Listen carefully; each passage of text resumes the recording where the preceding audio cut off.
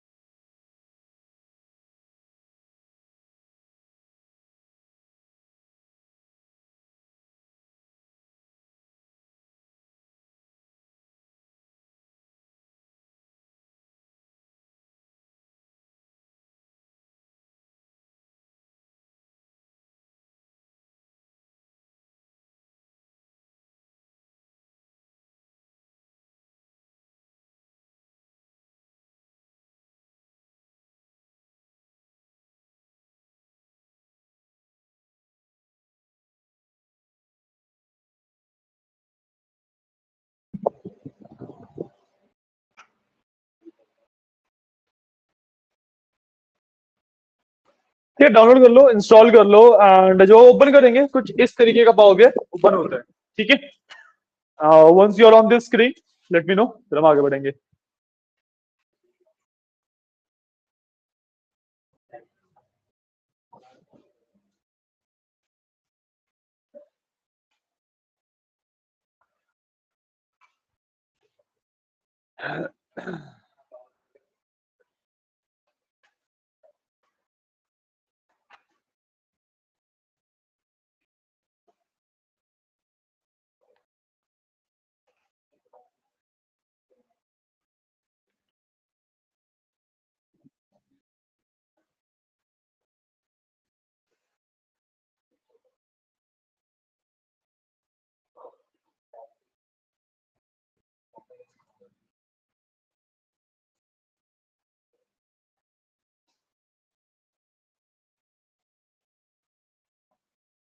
हो रहा है, कर पा रहे हो? डाउनलोड होना स्टार्ट हो गया? जिनके पास नहीं था इंस्टॉल, उनका डाउनलोड होना स्टार्ट हुआ क्या? माइक्रोसॉफ्ट स्टोर से कर रहे हो? माइक्रोसॉफ्ट स्टोर से मत करो, माइक्रोसॉफ्ट स्टोर से मत करो। उसके अंदर एक तुम्हें पर्टिकुलर प्रॉब्लम फेस करने को मिलेगी जब भी तुम कोई भी ऐसा फीचर यूज करोगे जिसको थोड़ा बहुत रिलेटेड है उसके प्रीमियम से, तो बार वो पॉपअप देगा to like enter your email का पॉपअप आएगा, काफी इरिटेटिंग। तो प्रॉपर ब्राउजर पे जाके पावर बीआई डाउनलोड करके सर्च करो, उसका पूरा जो EXE फाइल है उसको डाउनलोड करो। अगर आप लोगों के पास नहीं मिल रहे, मैं व्हाट्सअप कर देता हूँ आपको। माइक्रोसॉफ्ट से किया है? ईमेल का पॉपअप आता है? नहीं, नहीं आता तो ठीक है। हाँ, अगर माइक्रोसॉफ्ट सोर्स में इश्यू आता है वो वाला। अच्छा, मैं ऐसे स्टिल आपको फाइल तो भेज ही रहा हूँ।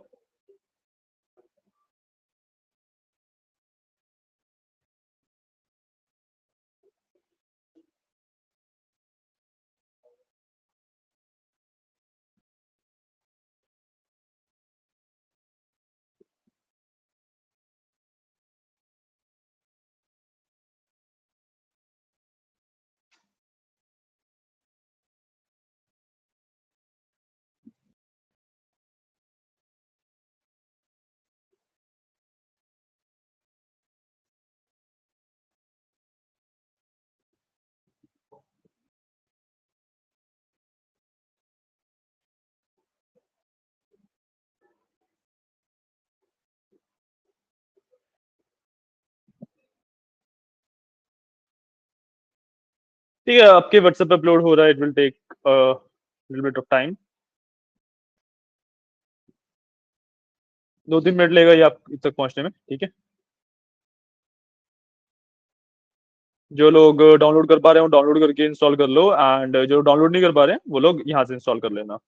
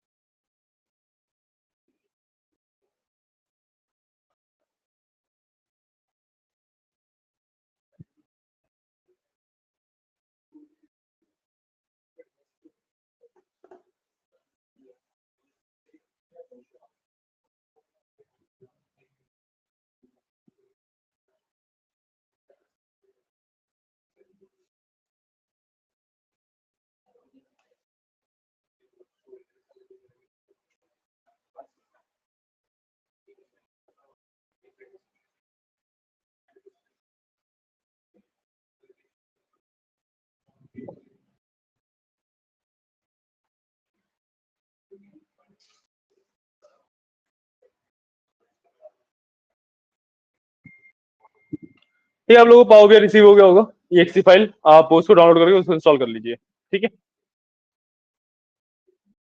जीबी का है सर ये।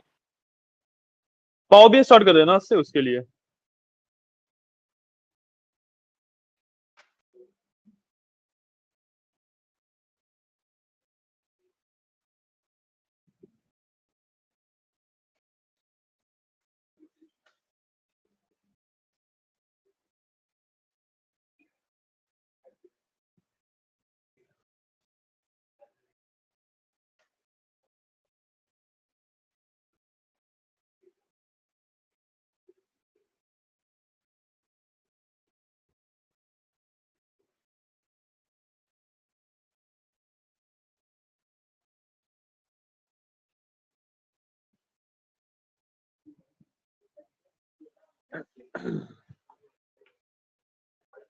ये इंस्टॉल करोगे, ओपन करोगे, कुछ इस तरीके की विंडो आएगी। And once you are on this window, बताना मेरे को, फिर हम स्टार्ट करेंगे आगे।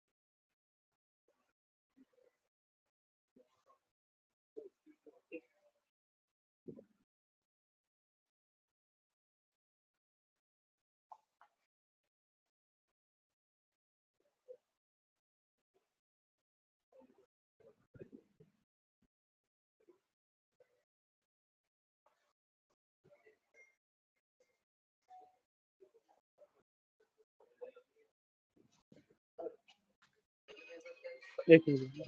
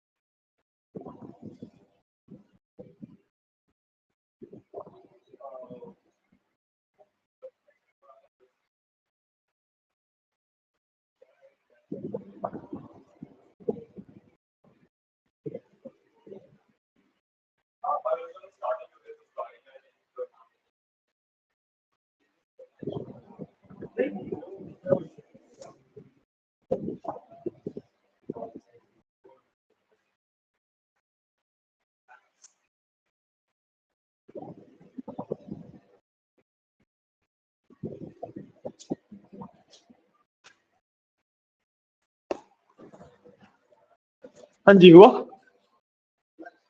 हो रहा है अभी? करिए करिए। हाँ, सिर्फ एक बेसिक इंट्रोडक्शन रखेंगे, बहुत ज्यादा इन डेप्थ में नहीं जाएंगे पावर बीआई के। ठीक है, सिर्फ आइडिया लेंगे कि एग्जैक्टली पावर बीआई होता क्या है, क्यों यूज किया जाता है। इन द मीन टाइम आपका हो रहा है, इसलिए हम इस चीज को डिस्कस भी कर सकते हैं।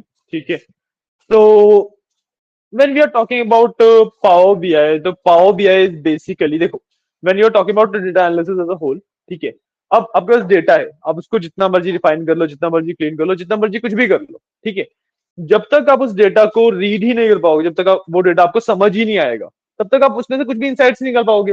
And as a data analyst हमारा मेन गोल तो यही है ना कि इंसाइट्स निकाल के देने हैं कि भाई एक कंपनी ग्रो किस तरीके से करेगी, या एक कंपनी कस्टमर को सेटिस्फाई किस तरीके से करे, या कहाँ पे प्रॉब्लम आ रही है, क्या हो रहा है, उस तरीके से है। राइट।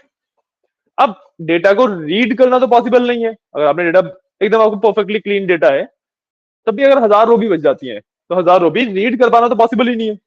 रीड करने, चलो आपने एक बार को रीड कर भी लिया, उससे आपको पैटर्न नहीं मिलेंगे, आपको समझ नहीं आएगा एग्जैक्टली डेटा में है क्या चीजें, एग्जैक्टली डेटा से मैं डिराइव क्या कर सकता हूँ, वो चीजें समझ नहीं आएंगी। मैं अगर आपको लेट से 4 साल की सेल्स का डेटा दे दूं, ठीक है, तो आप जब तक उसको विजुलाइज नहीं करोगे आपको वो चीज समझ नहीं आएगी कि भाई कहाँ पे क्या ट्रेंड्स हैं, कहाँ पे क्या चीजें एग्जैक्टली हो रही हैं। ठीक है। एंड जो ये विजुअलाइजेशन वाला पार्ट है, तो ये विजुअलाइजेशन वाला पार्ट है, ठीक है, विजुअलाइजेशन वाला पार्ट हम प्रॉपर हैंडल करते हैं पावर बीआई के ऊपर। ठीक है। पावर बीआई यूज करने के ओवर अदर टूल्स हमारे पास कुछ फायदे होते हैं। ठीक है। वैसे तो same category, same type of content पे वर्क करने के लिए हमारे पास, नाम बुला रहे हैं।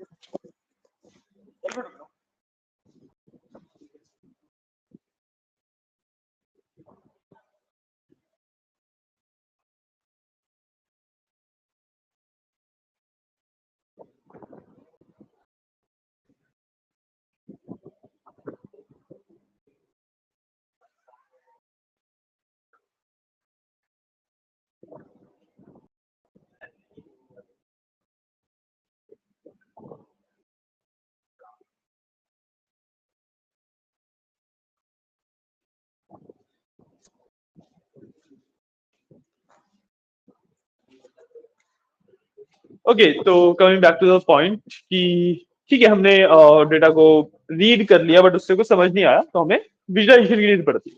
ठीक है। अब विजुअलाइजेशन तो एक्सेल के अंदर भी होती है। ठीक है। विजुअलाइजेशन हम पाइथन के थ्रू भी कर सकते हैं।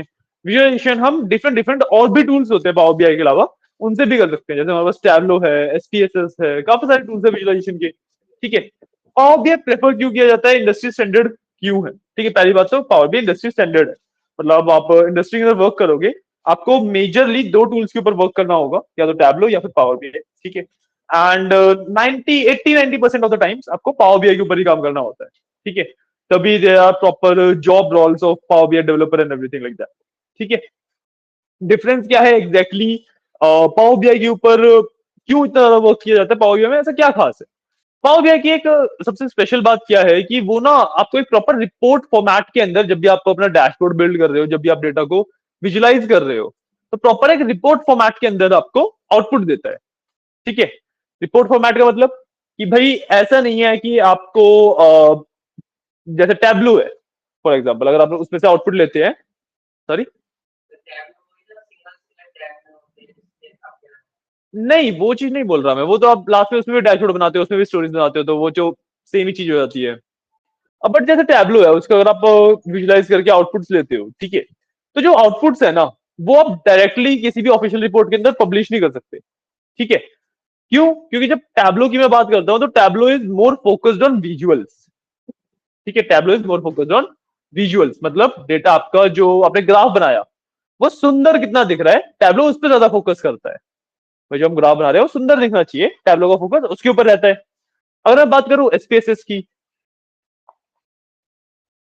आइए आइए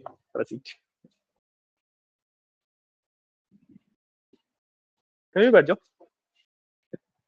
ठीक है। तो हम पावर बीआई की बात कर रहे थे। ठीक है, पावर बीआई से हमने स्टार्ट किया हुआ है। ठीक है। एंड जो बेसिक मैंने आइडिया दिया इज कि when we are talking about data analysis, तो हमारा प्रोसेस क्या है डेटा एनालिसिस का। हमारा डेटा एनालिसिस का प्रोसेस ये है कि भाई मेरे पास डेटा आएगा, उसको मेरे को बेसिकली एनालाइज करना है उस डेटा को, एंड मेरे को इन दी एंड इनसाइट्स देने होते हैं। ठीक है। तो डेटा आया, एनालाइज किया, इनसाइट्स दे दिए। ठीक है। इनसाइट्स का बेसिकली मतलब कि भाई कंक्लूजन देना है कि एग्जैक्टली किस स्ट्रेटेजी को इंप्लीमेंट करना चाहिए कंपनी को, ताकि उसकी प्रॉफिट ग्रो हो सके, या कस्टमर सेटिस्फाई हो सके, या कोई पर्टिकुलर प्रॉब्लम आ रही है वो सॉल्व हो सके। तो there can be different goals, but आपको इनसाइट्स देने होते हैं। ठीक है। Data analysis, insight. ठीक है। अब डेटा आने वाला पार्ट में आपको कुछ नहीं करना। ठीक है, क्योंकि डेटा आपको ऑलरेडी दिया जाता है, ऐसा नहीं है कि आपको डेटा कलेक्ट करना है। तो डेटा कलेक्शन वाला जो पार्ट है वो आपके area field area of work कह सकते हो, फील्ड ऑफ वर्क कह सकते हो, उसमें नहीं आता। ठीक है। जो एनालिसिस एंड इनसाइट्स वाला काम है वो आता है आपके फील्ड ऑफ वर्क में। ठीक है। अब इनसाइट देना इज प्रीटी सिंपल। जब आपको एक बार डेटा का एनालिसिस कर लिया आपने, जब आपको डेटा का मतलब समझ आ गया, डेटा में एग्जैक्टली क्या चीजें हैं वो समझ आ गई, तो इनसाइट देना इज प्रीटी इजी। ठीक है। वो हम लास्ट में कवर भी करेंगे एक बार, जब सारा कुछ हम कवर कर लेंगे डेटा एनालिसिस का, उसके बाद फिर इनसाइट्स वाले पार्ट पे भी आएंगे। But when we are talking about analysis वाला पार्ट, तो उसके अंदर होता है सबसे ज्यादा यू कैन से लेंदी प्रोसेस होता है, और दिमाग लगाना पड़ता है एनालिसिस वाले पार्ट के अंदर। ठीक है। अब जो एनालिसिस वाला पार्ट है एग्जैक्टली उसके अंदर भाई डेटा है, ठीक है, क्लीनिंग वगैरह करनी है, सब कुछ करना है, वो सब तो सेकेंडरी चीज हो गई। आपके पास मान लो क्लीन डेटा भी आया, ठीक है। क्लीन डेटा का मतलब क्या हुआ कि उसके अंदर कोई भी डुप्लीकेट्स नहीं है, कोई भी एम्प्टी वैल्यूज, नल नल वैल्यूज नहीं है, ठीक है। जो भी चीजें आपको चाहिए थी, लेट्स से आपका जो डेटा था उसके अंदर सेल्स एंड क्वांटिटी की वैल्यूज थी, आपको यूनिट प्राइस भी चाहिए था, तो आपने वो कैलकुलेट कर लिया, ये सारी चीजें आप कर चुके हो, ठीक है। तो वो आपने जब कर लिया उसके बाद भी मान लो आपके पास 1000 रोज का डेटा बच गया, डेटा में अभी भी 1000 रोज है, ठीक है। डेटा से फेमिलियरिटी तो है ना, डेटा से फेमिलियरिटी है, एक्सेल में जैसे डेटा आता है बेसिक, है ना। तो मान लो उसके बाद भी आपके पास 1000 रोज बच गई। अब 1000 रोज को रीड तो नहीं करेंगे हम, रीड करने से तो उसमें से मैं कुछ भी नहीं निकाल पाऊंगा, राइट। तो इसलिए हम उसको विजुलाइज करते हैं, ठीक है। एंड विजुलाइजेशन के लिए स्टैंडर्ड होता है आपका पावर बीआई, ठीक है। तो हम वहीं से स्टार्ट कर रहे हैं, okay. And when we are talking about Power BI, तो अभी मैंने बताया कि भाई स्टैंडर्ड क्यों है, क्योंकि पावर बीआई जब कोई भी चार्ट बनाता है ना, पावर बीआई का बना हुआ कोई भी चार्ट हो गया, कोई भी ग्राफ हो गया, कोई भी विजुलाइजेशन हो गया, जो ऑफिशियल रिपोर्ट्स बनती हैं जिसमें आप इनसाइट्स वगैरह सबमिट करते हैं, उसके अंदर आप डायरेक्टली यहां से कॉपी करके वहां पे पेस्ट कर सकते हैं, स्क्रीनशॉट्स वगैरह लेके पेस्ट कर सकते हैं। वरना आप इंडस्ट्री में क्या देखेंगे कि इंडस्ट्री में ना पावर बीआई में जो आपने रिपोर्ट बनाई वो डायरेक्टली प्रेजेंट भी की जा सकती है, जैसे पावर पॉइंट आप पीपीटी प्रेजेंट करते हैं, उस तरीके से पावर बीआई की भी जो डैशबोर्ड आपने बिल्ड किया है उसको प्रेजेंट किया जा सकता है, ठीक है। तो इस वजह से पावर बीआई आपका स्टैंडर्ड है, ठीक है। अब वैसे तो पावर बीआई के अलावा आपके पास और भी टूल्स है for visualization like Tableau, SPSS, ठीक है। बट उनको हम एग्जैक्टली यूज क्यों नहीं करते हैं, वो उस वाली बात पे थे हम, ठीक है। टैबलो को मैंने बताया कि टैबलो में ना एक्यूरेसी से ज्यादा फोकस किया जाता है जो आपका डिजाइनिंग के ऊपर, कि भाई जो आपका विजुअल है, जो भी आप प्लॉट कर रहे हो सुंदर दिखना चाहिए, उसके ऊपर ज्यादा फोकस किया जाता है। तो if you are building some personal projects जहां पे आपका एंड गोल ही सिर्फ आपका डैशबोर्ड सुंदर दिखना चाहिए ऐसा है, वहां पे आप डेफिनेटली टैबलो यूज कर सकते हैं। But when you are talking about a business environment, जब आप एक बिजनेस सेटिंग के अंदर होते हैं, तो डिजाइन उतना ही मैटर करता है जितनी की आपकी एक्यूरेसी मैटर करती है, तो हमें एक बैलेंस चाहिए होता है, ठीक है। नाउ टैबलो में डिजाइन अच्छा है, अगर आप बात करो एसपीएसएस की, तो एसपीएसएस की एक्यूरेसी बहुत अच्छी है, एसपीएसएस में एक्यूरेसी वगैरह में बहुत ज्यादा अच्छे से काम किया जा सकता है, एसपीएसएस ज्यादातर यूज किया जाता है for when you are talking about space related data या हेल्थ केयर रिलेटेड डेटा, जहां पे कोई नई दवाई के ट्रायल चल रहे हैं, ठीक है। या फिर कोई रॉकेट भेजना है तो उसके लिए जो डेटा को एनालाइज करना है, वहां पे क्योंकि एक्यूरेसी बहुत ज्यादा मैटर करती है, बट वहां पे विजुअलाइजेशन इतनी अच्छी नहीं होती, डिजाइनिंग इतनी अच्छी नहीं होती। अगर आपने किसी ने भी एसपीएसएस अगर यूज किया है या फिर अगर आप थोड़ा बहुत यूट्यूब वगैरह पे देखेंगे भी, तो SPSS is like a PDF, एक पीडीएफ की तरह चल रहा होता है वो। आपने इस तरीके से होता है कि बस आपने पीडीएफ खोली हुई है एंड इसके ऊपर चीजें चल रही है, तो विजुअली इतना ज्यादा अपीलिंग नहीं होता। जो बैलेंस एक बिजनेस एनवायरनमेंट में चाहिए होता है, वो बैलेंस आपको मिलता है पावर बीआई के अंदर, ठीक है। इसके अंदर एक्यूरेसी भी not up to the level of SPSS, but Tableau से अच्छी, ठीक है। डिजाइनिंग टैबलो जितनी अच्छी नहीं, बट एसपीएसएस से बहुत बेटर। तो एक बैलेंस मिलता है आपको डिजाइन का एंड एक्यूरेसी का, ठीक है। इतनी बात समझ आया, वाई भी एक्चुअली यूज पावर बीआई, इतना समझ आया, ठीक है, क्लियर है ना। ठीक है, तो पावर बीआई आई थिंक सबने इंस्टॉल कर लिया होगा अभी तक। आप लैपटॉप नहीं लाए होंगे ना आज, तो आप लेके आएंगे या फिर कैसे रहेगा? सॉरी, यू विल ब्रिंग ना, ठीक है। तो आज के लिए what you can do is कि आप नोटबुक वगैरह कुछ लाए? हाँ, तो आप स्टेप्स वगैरह नोट कर लीजिए।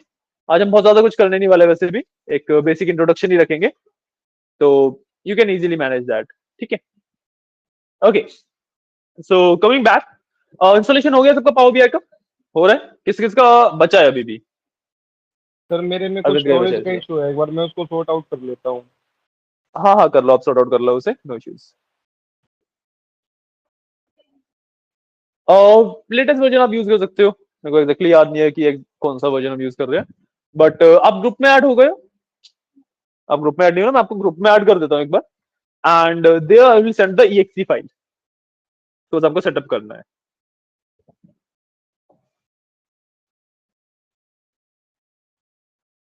Can you please tell me your number? 858880670608।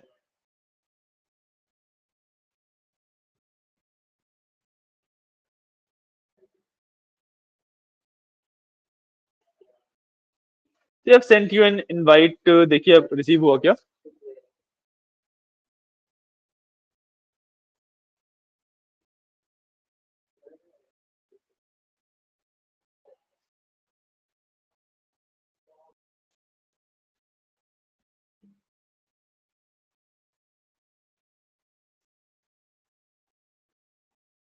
मिला? ठीक है ना?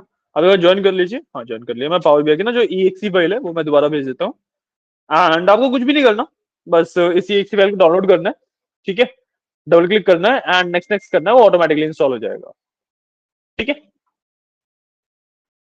Okay, so now coming back to the topic. जब आपने पावर बीआई सेटअप किया, इंस्टॉल किया, सब कुछ किया, ठीक है?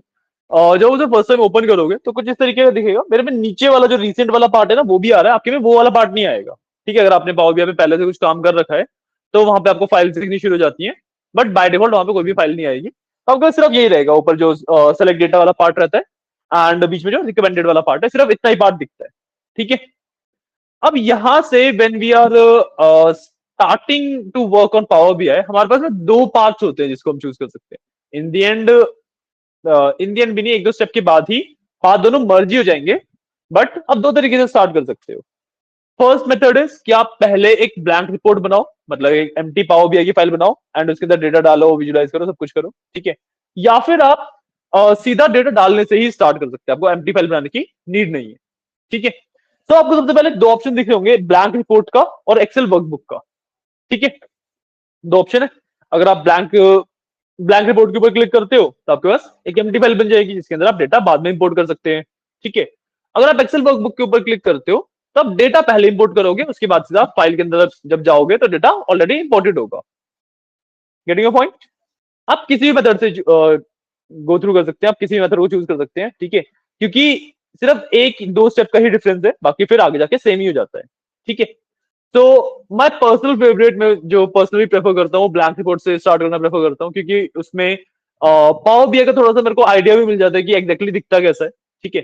तो what I will do is मैं सिंपली यहाँ पे ब्लैंक रिपोर्ट के ऊपर क्लिक कर दूंगा, ठीक है? मैंने सिंपली यहाँ पे ब्लैंक रिपोर्ट के ऊपर क्लिक किया, तो अब हम पावर बीआई के मेन इंटरफेस में आ गए हैं। Okay, so this is your main interface of Power BI, ठीक है? साथ साथ चल रहे हो सारे?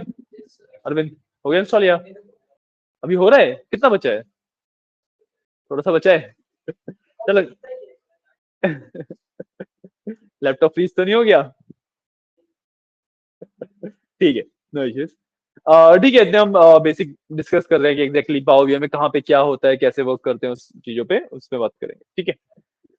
तो सबसे पहली and the most important buttons या फिर यू कैन से आइकन्स जो आपके पावर बीआई के अंदर एग्जिस्ट करते हैं, दोज आर कॉल्ड व्यूज, ठीक है?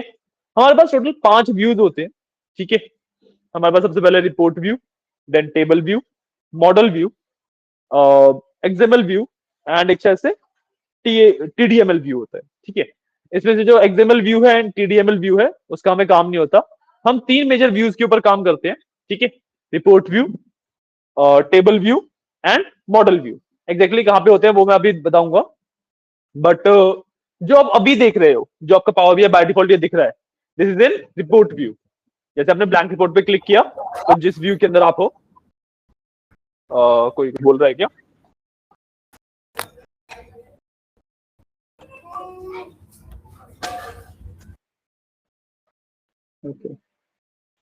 ठीक है, तो बाय डिफॉल्ट जब आपने इस पे क्लिक किया एंड आप खाइए बस, जो आपने इस पे ब्लैंक रिपोर्ट पे क्लिक किया एंड जिस व्यू के अंदर बाय डिफॉल्ट आप आते हो उसको कहते हैं रिपोर्ट व्यू। तो this is your report view, ठीक है? अब आप इसी में अगर लेफ्ट हैंड साइड पे देखोगे तो मेरे में ना यहाँ पे एक्चुअली ब्लैक हो रखे हैं, आपके में भी पता नहीं आई डोंट नो ब्लैक हो गए या व्हाइट टॉप पर दिख रहे होंगे, व्हाइट दिख रहे होंगे ना? तो इस जगह पे जहाँ पे मेरा कर्सर है, दिख रहा है लेफ्ट हैंड साइड पे, है ना? यहाँ पे शुरुआत के 3 व्यूज होते हैं, ठीक है? जो हमारे काफी काम के होते हैं, जो मैंने बताया कि सबसे पहले हम रिपोर्ट व्यू में है, तो अब देखो फर्स्ट आइकन ऑलरेडी सिलेक्टेड है, ठीक है? Second is your table view, अब इस पे आते हैं तो कुछ इस तरीके का दिखता है, ठीक है? And lastly you have your model view, कुछ इस तरीके का मॉडल व्यू दिखता है, ठीक है? इन तीन के अंदर ही हमें मेजोरिटी ऑफ वर्क होता है, मेजोरिटी का सारा ही काम हमारा इन तीन व्यूज के अंदर ही हो जाता है, ठीक है? जो ऊपर आइकन्स हैं, कैटेगरीज हैं, टैब्स हैं, उन सब के बारे में धीरे धीरे बात करेंगे, जैसे जैसे हम चीजों पे वर्क करेंगे तब बात करेंगे। बट अभी के लिए हम व्यूज के ऊपर है, ठीक है। तो एग्जैक्टली हर एक व्यू का काम क्या होता है? जब आप रिपोर्ट व्यू की बात करते हो, तो रिपोर्ट व्यू इज जब जो भी आप विजुअलाइजेशन करोगे, जो भी आप ग्राफ बना रहे हो, जो भी आप प्लॉटिंग कर रहे हो, जो भी काम आप कर रहे हो, ठीक है, जो प्रेजेंट करने वाली चीज है, जब एग्जैक्टली अपने स्टेक होल्डर्स को या फिर आगे बोर्ड मीटिंग्स वगैरह में प्रेजेंट करोगे, वो वाला सारा चीजें आपकी रिपोर्ट व्यू के अंदर रहती है। मतलब द विजुअल पार्ट आपका रिपोर्ट व्यू के अंदर होता है, ठीक है, ठीक है। विजुअल वाला पार्ट आपका पूरा रिपोर्ट व्यू के अंदर आ गया।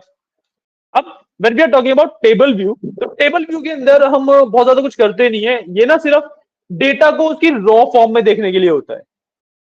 जैसे जब हमारा डेटा होता है टेबल फॉर्मेट में होगा ना, रोज एंड कॉलम्स होंगे उसके अंदर। रिपोर्ट व्यू के अंदर हमने उसके ग्राफ्स वगैरह प्लॉट कर दिए तो वो दिखेंगे। जब हमें डेटा को प्रॉपर टेबल फॉर्मेट में ही देखना है, रोज एंड कॉलम्स के फॉर्मेट में ही देखना है, तो वी यूज टेबल व्यू, ठीक है। उसके बाद होता है हमारे पास एक कंसेप्ट ऑफ डेटा मॉडलिंग, ठीक है। उसके बाद हमारे पास एक कंसेप्ट होता है डेटा मॉडलिंग। अब ना जब भी मैं डेटा की बात करता हूँ, रॉ डेटा की, तो ऐसा नहीं है कि मेरे को ना एक ही टेबल मिला है बस। तो ऐसा नहीं होता कि मेरे को बस एक ही टेबल मिला है। There can be multiple tables, किसी के अंदर कुछ डेटा है, किसी के अंदर कुछ डेटा है, किसी के अंदर कुछ डेटा है। मेरे को सारे कनेक्शंस सभी के बेसिकली यूज करके एनालिसिस करना होता है, राइट। तो मेरे पास कितने टेबल्स एग्जिस्ट करते हैं, वो टेबल्स आपस में किस तरीके से कनेक्टेड है, इन सब के बारे में जब मेरे को नॉलेज चाहिए होती है, इन सब के ऊपर जब मेरे को वर्क करना होता है, तो आई यूज मॉडल व्यू, ठीक है। टेबल्स एंड देयर कनेक्शंस, इन सबको स्टैब्लिश करना, इसको डेटा मॉडलिंग, ठीक है। जब मैं डिफरेंट टेबल्स को आपस में कनेक्ट करता हूं, कैसे कनेक्ट करते हैं, क्या होता है, वो सब बात करेंगे अभी, ठीक है। बट जब बेसिक डेफिनेशन क्या होगी, जब मैं टेबल्स को आपस में कनेक्ट कर रहा हूं, तो that is data modelling. And data modelling का पूरा प्रोसेस मैं मॉडल व्यू के अंदर करता हूं, ठीक है। तीनों व्यूज क्लियर है? तीनों व्यूज क्लियर है? तीनों व्यूज क्लियर है, ठीक है। इसके बाद जब मैं अगर अपने रिपोर्ट व्यू में आ जाऊं, क्योंकि टेबल व्यू पे तो हम बहुत कम ही जाते हैं, मॉडल व्यू में सिर्फ हम डेटा मॉडलिंग के लिए जाएंगे, ठीक है। उसके बाद हमें मॉडल व्यू का भी काम नहीं है एक बार, क्योंकि हमने डेटा मॉडल को स्टैब्लिश कर दिया, सारे टेबल्स को आपस में कनेक्ट कर दिया, उसके बाद हमें कनेक्शन वगैरह पे कुछ भी वर्क करने की नीड नहीं होती। हमारे पास जो मेजोरिटी ऑफ द वर्क रहता है वो रिपोर्ट व्यू में ही रहता है, ठीक है। तो रिपोर्ट व्यू की अगर मैं बात करूं, in the very centre you have your main screen, जिसके ऊपर आप रिपोर्ट बिल्ड करते हैं, ठीक है। इसके ऊपर आप रिपोर्ट बिल्ड करते हैं। रिपोर्ट बिल्ड करना इन द सेंस कि जो भी आप ग्राफ बना रहे हैं, जो भी आप एडजस्टमेंट कर रहे हैं, वो सब कुछ यहाँ मेन स्क्रीन के ऊपर आपको दिखता रहता है, ठीक है। राइट हैंड साइड की अगर मैं बात करूं, तो यहाँ पे विजुअलाइजेशन का एक पैनल है, ठीक है। विजुअलाइजेशन के पैनल के अंदर आपको हर एक तरीके के ग्राफ एंड चार्ट्स मिल जाएंगे, जो भी पावर बीआई ऑफर करता है। मैप्स हो गए, बार चार्ट हो गए, लाइन चार्ट, कॉलम चार्ट, ठीक है, बहुत कुछ मिल जाता है। हम सबके बारे में डिस्कस करेंगे धीरे धीरे, ठीक है। उसके बाद अगर मैं और थोड़ा सा राइट हैंड साइड पे चला जाऊं, यहाँ पे थोड़ा सा क्लियर नहीं है, मैं इसको जूम कर देता हूँ।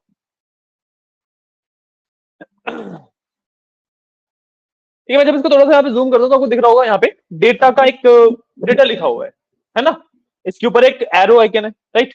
जब मैं इस एरो पे क्लिक करता हूँ, तो ये भी एक्सपैंड हो सकता है, ठीक है। So this is your visualisation tab, ये आपका सॉरी विजुअलाइजेशन पैनल, इसको इनको हम पैनल्स कहते हैं, ठीक है। तीन पैनल्स एग्जिस्ट करते हैं। ये मेरा विजुअलाइजेशन का पैनल है, ठीक है।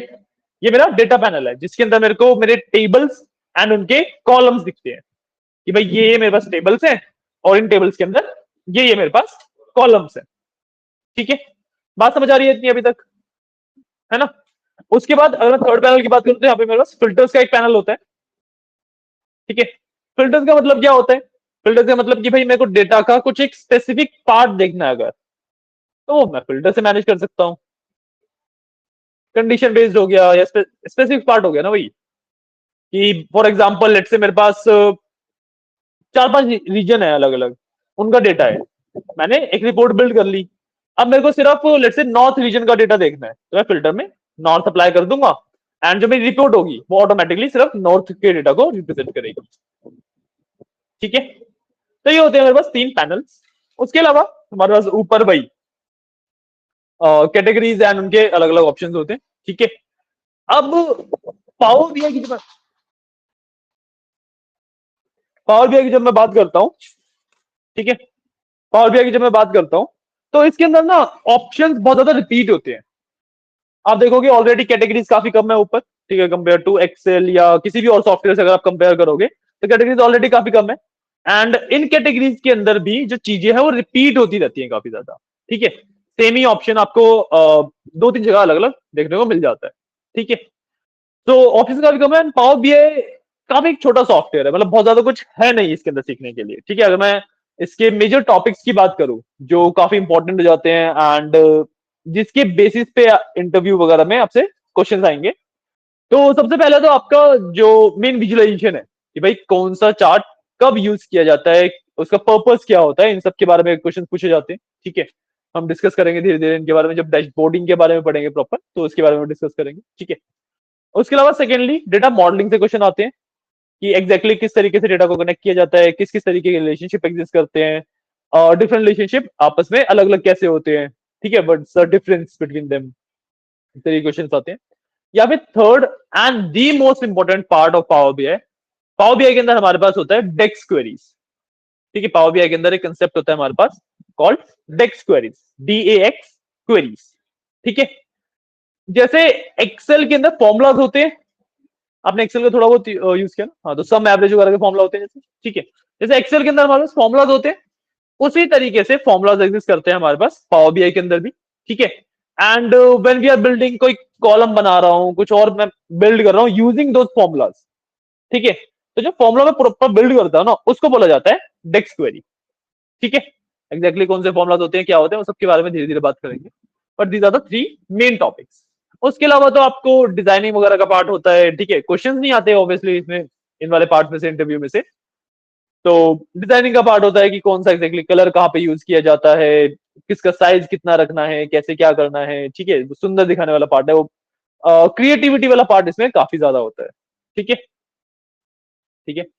इसके अलावा अगर मैं जो तीन मैंने टॉपिक बताया अभी, वो तो लाइक टॉप प्रायोरिटी होनी चाहिए अगर आप पावर बीआई के इंटरव्यू, मतलब किसी भी ऐसे इंटरव्यू में बैठ रहे हो जहाँ पे power BI is a required skill, तो ये तीन चीजें तो आपको आनी ही आनी चाहिए, ठीक है।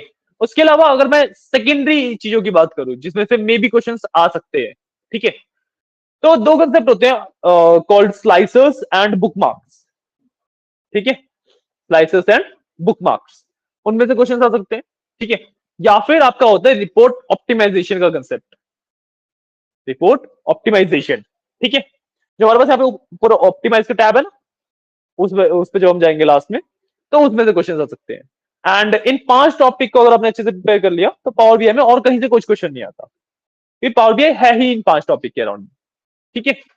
पांच चीजें हैं जो दी इंपॉर्टेंट पार्ट है ऑफ पावर बीआई, ठीक है। ये आप अच्छे से प्रिपेयर कर लो एंड पावर बीआई में उसके अलावा कहीं से कोई क्वेश्चन नहीं आएगा, ठीक है। तो सबसे पहले स्टार्ट करते हैं बेसिक आइडिया से, ठीक है। काफी बेसिक चीजों से हम स्टार्ट करेंगे। तो एज यू ऑलरेडी नो, या फिर मैं बता देता हूं कि डेटा एनालिसिस के अंदर एक ईटीएल लेयर होती है, ठीक है।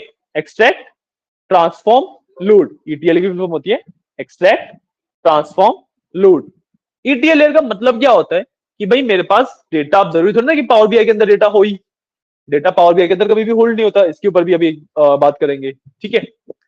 But when we are talking about ETL, तो उसका मतलब एक्सट्रैक्ट, ट्रांसफॉर्म, लोड होता है। मतलब जहां पे भी मेरा डेटा है, आइदर इन एक्सेल, एसक्यूएल, ठीक है, मेरे पास किसी सर्वर के ऊपर कहीं पे भी डेटा पड़ा है, ठीक है, वहां से डेटा को एक्सट्रैक्ट करना, वहां से डेटा को लेना, ठीक है, उसे ट्रांसफॉर्म करना। ट्रांसफॉर्म का मतलब डुप्लीकेट हटाना, नल वैल्यूज हटाना, कोई कॉलम मेरे को नया ऐड करना है वो ऐड करना, कोई कॉलम डिलीट करना है उसको डिलीट करना, ठीक है। तो डेटा को basically you can say clean करना एक तरीके से, ठीक है, that is data transforming. And then load, कि भाई जो हमारा ये क्लीन डेटा है, जो ये ट्रांसफॉर्म डेटा है, उसको फिर फाइनली हम जिस भी सॉफ्टवेयर के ऊपर वर्क कर रहे हैं उसके अंदर लोड करना, ठीक है। तो डेटा एनालिसिस के अंदर ईटीएल लेयर काफी ज्यादा इंपॉर्टेंट होती है। हर एक टूल के अंदर ही आपको ईटीएल लेयर मिलेगी, एक्सेल के अंदर भी होती है, एसक्यूएल के अंदर भी होती है, पावर बीआई के अंदर भी होती है एंड पाइथन के अंदर भी होती है, ठीक है। पाइथन के अंदर एग्जैक्टली यू वुडंट से कि स्पेसिफिकली ईटीएल लेयर होती है, ठीक है। बट जब आप पाइथन पे जब हम जाएंगे एंड पाइथन पढ़ेंगे तो उसके अंदर भी आपको दिखेगा कि भाई हम ये वाला काम तो कर ही रहे हैं, क्योंकि ईटीएल के बिना डेटा एनालिसिस पॉसिबल ही नहीं है, ठीक है। तो इसके बारे में बात करेंगे। सबसे पहले हम डेटा इंपोर्टिंग से ही स्टार्ट करते हैं, ठीक है। But before that one more thing, जो मैं बता रहा था पावर बीआई कभी डेटा होल्ड नहीं करता, ठीक है, उसके बारे में थोड़ा सा डिस्कस कर लेते हैं, ठीक है। अब मान लो आपका जो मेन डेटा है, जैसे अभी हम करने ही वाले हैं, वो एक्सेल में है, ठीक है, मेरे पास कोई एक्सेल की फाइल है एंड उसके अंदर मेरा सारा डेटा एग्जिस्ट करता है, ठीक है। मैं उस डेटा पे जब ईटीएल के थ्रू पावर बीआई में लेके आऊंगा, तो when we are talking about Excel या एसक्यूएल, तो उसके अंदर तो क्या होता है कि डेटा मेरा एज इट इज कॉपी होके वहां पे आ जाता है, ठीक है। मतलब एक्सेल की मेरे पास कोई फाइल है, मैं उसमें से सारा डेटा कॉपी करके एक नई एक्सेल की फाइल के अंदर पेस्ट कर दूंगा। तो अब जरूरी थोड़ा ना कि पुरानी वाली फाइल होनी चाहिए, मैं पुरानी वाली फाइल डिलीट कर दूंगा तब भी नई वाली फाइल के अंदर डेटा रहेगा, है ना। बट पावर बीआई के साथ ऐसा नहीं है। पावर बीआई कैसे काम करता है, आपने एक्सेल की एक फाइल ली, उसके अंदर आपका सारा डेटा था, आपने उस पर ईटीएल परफॉर्म किया एंड पावर बीआई के अंदर डेटा आ गया, ठीक है। डेटा ना एक्चुअली पावर बीआई के अंदर आता नहीं है कभी भी, डेटा कभी भी पावर बीआई के अंदर आता नहीं है। जब भी आप पावर बीआई को क्लोज करके रीओपन करोगे, पावर बीआई जो फाइल आपने स्टार्टिंग में यूज करी थी उसको दोबारा फेच करेगा, उसमें से दोबारा डेटा लेगा एंड उसकी दोबारा रिपोर्ट बिल्ड करेगा। पावर बीआई सिर्फ आपके स्टेप्स याद रखता है कि आपने ये चीज यहां पे प्लेस करी थी, इस रिपोर्ट के अंदर ये डेटा डाला था, एंड स्टेप्स याद रखता है इस तरीके से, ठीक है। बट जब भी पावर बीआई को आप ओपन करोगे तो वो उस फाइल को दोबारा फेच करेगा, ठीक है। और ये चीज मैं आपको इसलिए बता रहा हूँ कि जब आप कोई भी फाइल आप प्लेस करते हो, आपने उस पर कुछ भी काम किया उसके बाद लीड कर देते हैं। पावर बीआई के केस में हम ऐसा नहीं कर सकते। जहां पे आपने एक बार फाइल प्लेस कर दी, आप उसकी पोजीशन भी नहीं हिला सकते। मान लो आपने डेस्कटॉप के ऊपर अपनी एक्सेल की फाइल रख दी और उस फाइल को फिर पावर बीआई के अंदर आपने यूज करना स्टार्ट कर दिया, और मान लो आपने रिपोर्ट बिल्ड करी, कुछ भी किया, जो भी पावर बीआई के अंदर किया, ठीक है, उसके बाद उस फाइल को या तो डिलीट कर दिया या इवन डेस्कटॉप से हटा के किसी और फोल्डर में भी डाल दिया, तब भी पावर बीआई की रिपोर्ट वहां पे फिर ब्लैंक हो जाएगी, क्योंकि उसको डेटा मिलेगा ही नहीं, ठीक है। तो it is a pretty important part for power BI कि जहां पे आपने इनिशियली अपनी फाइल को प्लेस किया है, ठीक है, वहीं पे आपकी फाइल प्लेस्ड है। क्लियर है, ये वाला बात भी क्लियर है, ठीक है। तो मैं आपको एक्सेल का जो डेटा जिस पे हमें वर्क करना है वो एक बार दोबारा भेज रहा हूँ, ठीक है। Give me just a second and फिर स्टेप्स देखेंगे कि एग्जैक्टली उसके ऊपर वर्क किया कैसे जाता है।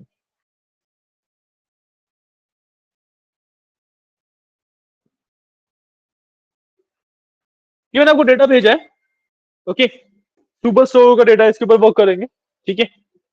अब अ, आते हैं सबसे पहला ही काम, जब भी डेटा एनालिसिस की बात करते हैं तो ईटीएल का ही आता है, ठीक है, कि हमें डेटा को एक्सट्रैक्ट करना है, ट्रांसफॉर्म करना है, लोड करना है, ठीक है।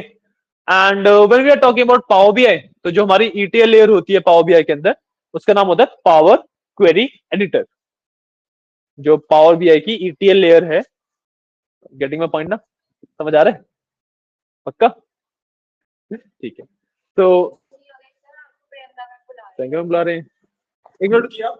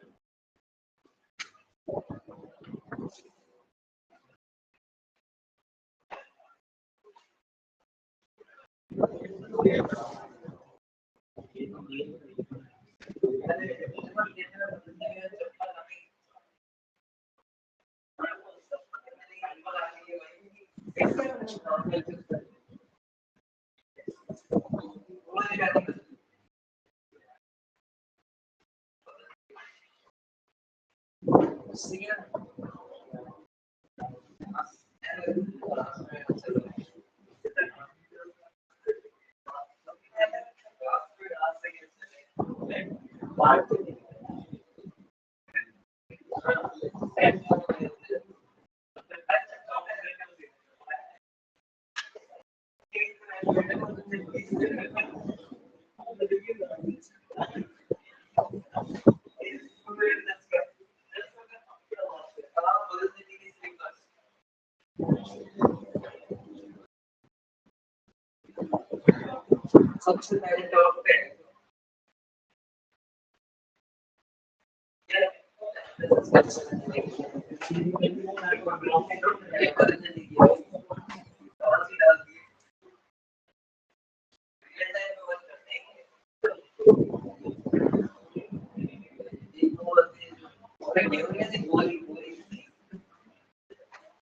Sir. Hello hello sir. Hello sir sir.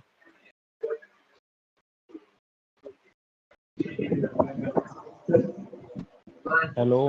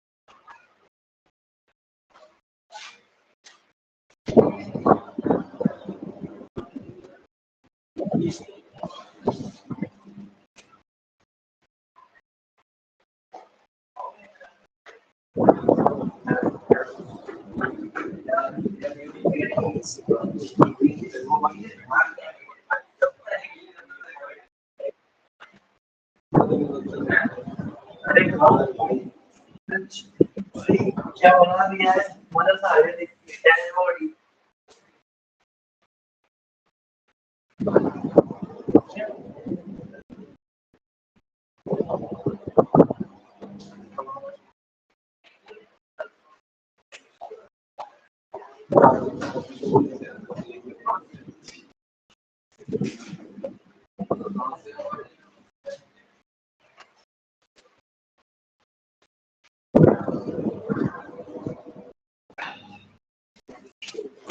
Okay sorry तो कहाँ पे थे क्या हुआ अचानक हेलो ऐसे कुछ सर। डाउट है हाँ जी बोलिए मेरा एक छोटा सा डाउट था। बोलिए बोलिए आप जैसे कि बता रहे थे ना, ये पावर बीआई में अगर अपन फाइल की लोकेशन वगैरह चेंज करते हैं तो फिर वो बाद में हाँ डाटा जी फैच नहीं करेगा। तो उसी बिल्कुल सही रिगार्डिंग अभी इससे पहले अपना एसक्यूएल हुआ था। तो मेरे अभी हाँ थोड़ी जी सी ड्राइव में स्पेस कम है, तो मैं दूसरी ड्राइव में ओके से सी में स्पेस डालूंगा। वो प्रोसेस मैंने देख लिया है। बट उसके लिए ओके मेरे को जो जो भी अपन ने एसक्यूएल के जितने भी मतलब जो मेन इंस्टॉलेशन है वो तो सब सी में हो रखी है मेरी। बट जो भी कुछ हम्म। फाइल्स एक्सेल वगैरह की वो सब मैंने डी में रख रखी है। तो मैं एक बार ठीक उनको है वहां से हटा के नई ड्राइव बनाऊंगा और उनको वापस वहीं डाल दूंगा, तो एसक्यूएल तो ये दिक्कत नहीं करेगा ना, और फाइल नहीं फैच करने और कोई डाटा में। नहीं कोई दिक्कत नहीं होगी इसमें कभी वो पूरा प्रोसेस ही उल्टा पड़ जाए मतलब। नहीं नहीं नहीं नहीं, कोई दिक्कत नहीं होगी उसमें, कोई दिक्कत नहीं होगी। मतलब पावर बस वो बीआई का फाइल, ऐसा है, अच्छा वो फाइल पीसी में होनी आप, चाहिए एसक्यूएल के लिए बस। हाँ एसक्यूएल के लिए तो पीसी में होनी चाहिए। और जब आप पावर बीआई की बात करते हो तो पावर बीआई में ऐसा होना चाहिए कि जहां पे आपने हाँ रख दी वहीं पे होनी चाहिए। उसके बाद फिर आप लोकेशन हाँ, चेंज नहीं कर सकते उसकी। तो ठीक एक है, बार मतलब आप में एसक्यूएल वाले का ड्राइव वाला डाउट जो भी था। काम कर रहे हो, नहीं नहीं उसमें कोई दिक्कत नहीं आएगी। चलो ठीक है सर, फिर मैं बढ़ा लेता हूँ हाँ उसको। जी, हाँ जी, हाँ जी। ठीक है, तो कहाँ पे थे हम एग्जैक्टली? हम लास्ट चीज क्या पढ़ रहे थे? डेटा तो शेयर कर ही दिया मैंने, सॉरी। डेटा इंपोर्ट करने से स्टार्ट करना है हमें, ठीक है। तो डेटा फाइनली पावर बीआई के अंदर देखो, इसमें ना जब भी हम पावर बीआई की बात कर रहे हैं तो हम ना कभी भी डेटा इंपोर्ट नहीं बोलते, हम डेटा को इंपोर्ट नहीं कर रहे होते पावर बीआई के अंदर, ठीक है। हम डेटा से कनेक्शन स्टैब्लिश कर रहे होते हैं, ठीक है। हम हमेशा डेटा से कनेक्शन स्टैब्लिश करते हैं, मतलब जैसे मैंने बताया कि भाई फाइल को आप मूव नहीं कर सकते, ठीक है। तो हम ना सिर्फ उस फाइल को कनेक्ट कर रहे हैं उस फाइल के साथ। जब भी हम पावर बीआई में डेटा की बात करते हैं तो हम सिर्फ उस फाइल के साथ कनेक्ट कर रहे हैं, ठीक है। यहीं पे आपका ऑप्टिमाइजेशन वाला पार्ट भी आता है कि भाई देखो, चलो एक्सेल फाइल से कनेक्ट कर रहे हो या फिर एसक्यूएल सर्वर से कनेक्ट कर रहे हो, तो मैंने बताया कि हर बार जब भी आप पावर बीआई खोलोगे तो वो डेटा को दोबारा फेच करेगा, है ना। तभी पावर बीआई थोड़ा सा स्लो भी है। And when we are talking about main data source, Excel हो गया या एसक्यूएल हो गया, कुछ भी हो गया, तो उसके ऊपर जब इतनी सारी रिक्वेस्ट जाती हैं, पावर बीआई एक एक बार में 50-60 रिक्वेस्ट भेजता है, हर सेकंड के हिसाब से वो इतनी रिक्वेस्ट भेज सकता है, ठीक है। तो जब एसक्यूएल सर्वर हो गया या फिर एक्सेल हो गया, कुछ भी हो गया, उसके ऊपर जब इतनी सारी रिक्वेस्ट जाएंगी तो वह सिस्टम लैग करने लगता है। तो ऑब्वियसली जब इतने सारा काम हो रहा है एक सिस्टम के ऊपर तो लैग करेगा। Getting my point? आप बेसिकली अपने सिस्टम के अंदर अगर 20-30 अलग अलग सॉफ्टवेयर खोल के रख दो तो सारे ही सॉफ्टवेयर लैग करने लग जाएंगे, होता है ना। तो यही सेम जो इश्यू आता है हमें पावर बीआई के साथ जब हम डेटा मैनेज कर रहे होते हैं तब भी आता है, ठीक है। तो इसी इश्यू के ऊपर जब हम वर्क करते हैं तो ऑप्टिमाइजेशन से इस इश्यू के ऊपर भी हम वर्क कर सकते हैं, ठीक है। But coming back to the main point, हम पावर क्वेरी एडिटर के बारे में शायद से बात कर रहे थे, ठीक है, ईटीएल लेयर के बारे में, ठीक है। तो अभी मैंने आपको डेटा भेजा है, उसको हम ईटीएल लेयर के थ्रू पावर बीआई के अंदर कनेक्शन स्टैब्लिश करेंगे, ठीक है। जो पावर बीआई की ईटीएल लेयर होती है उसको कहा जाता है पावर क्वेरी एडिटर, ठीक है। तो एग्जैक्टली, सॉरी, तो एग्जैक्टली अब प्रोसेस देखते हैं कि भाई प्रोसेस क्या होगा, ठीक है। तो सिंपली अगर आप जो मेन होम स्क्रीन थी वहां पे अगर एक्सेल वर्कबुक पे क्लिक करते तब भी, यहां से अगर आप एक्सेल वर्कबुक पे क्लिक करोगे तब भी जो प्रोसेस है सेम रहेगा, ठीक है। मैंने यहां से सिंपली, मेरे पास ऑप्शन है एक्सेल का, मैंने इसके ऊपर क्लिक किया, ठीक है। इट इज आस्किंग मी कि भाई जो मेरी डेटा की फाइल है वो कहाँ पे है। अब यहाँ पे जो आप फाइल सेलेक्ट करोगे वो फाइल से पावर बीआई कनेक्शन स्टैब्लिश करेगा, तो उस फाइल को आप मूव नहीं कर सकते कहीं पे भी, ठीक है। तो इसीलिए वजह से इट इज ऑलवेज रिकमेंडेड कि जब भी आप एक पावर बीआई के ऊपर वर्क कर रहे हो तो जो आपका डेटा है वो किसी ऐसी जगह पे रखो जहां पे आपको मूव ना करना पड़े उसे, ठीक है। तो यहाँ पे मेरे पास फाइल है, जो फाइल मैंने आपको लोगों के साथ भी शेयर करी है, superstore.xls वाली फाइल है, ठीक है। इसको सिंपली मैं सेलेक्ट करूंगा एंड ओपन कर दूंगा, ठीक है। नाउ इट विल सी, आपने देखा भी कि कनेक्टिंग लिखा आ रहा है, इंपोर्टिंग वगैरह नहीं, कनेक्टिंग लिखा आ रहा है ना। तो डेटा कनेक्ट हो रहा है, ठीक है। इस तरीके से ओपन हो जाता है। अब यहाँ पे आप देखोगे जो फाइल मैंने आपको भेजी है उसके अंदर 3 शीट्स हैं, ऑर्डर्स, पीपल एंड रिटर्न्स, इन 3 नाम से शीट्स हैं, ठीक है।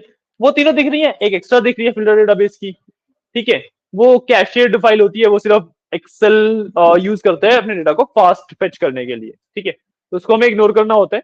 जो हमारे मेन फाइल के नाम है, जो हमारी सॉरी मेन शीट के नाम है, हम सिर्फ उनको इंपोर्ट करेंगे। हमारी शीट के नाम है ऑर्डर्स, रिटर्न्स एंड पीपल, ठीक है। मैं थोड़ा सा जूम भी कर देता हूँ, I think out of focus भी है ये थोड़ा सा।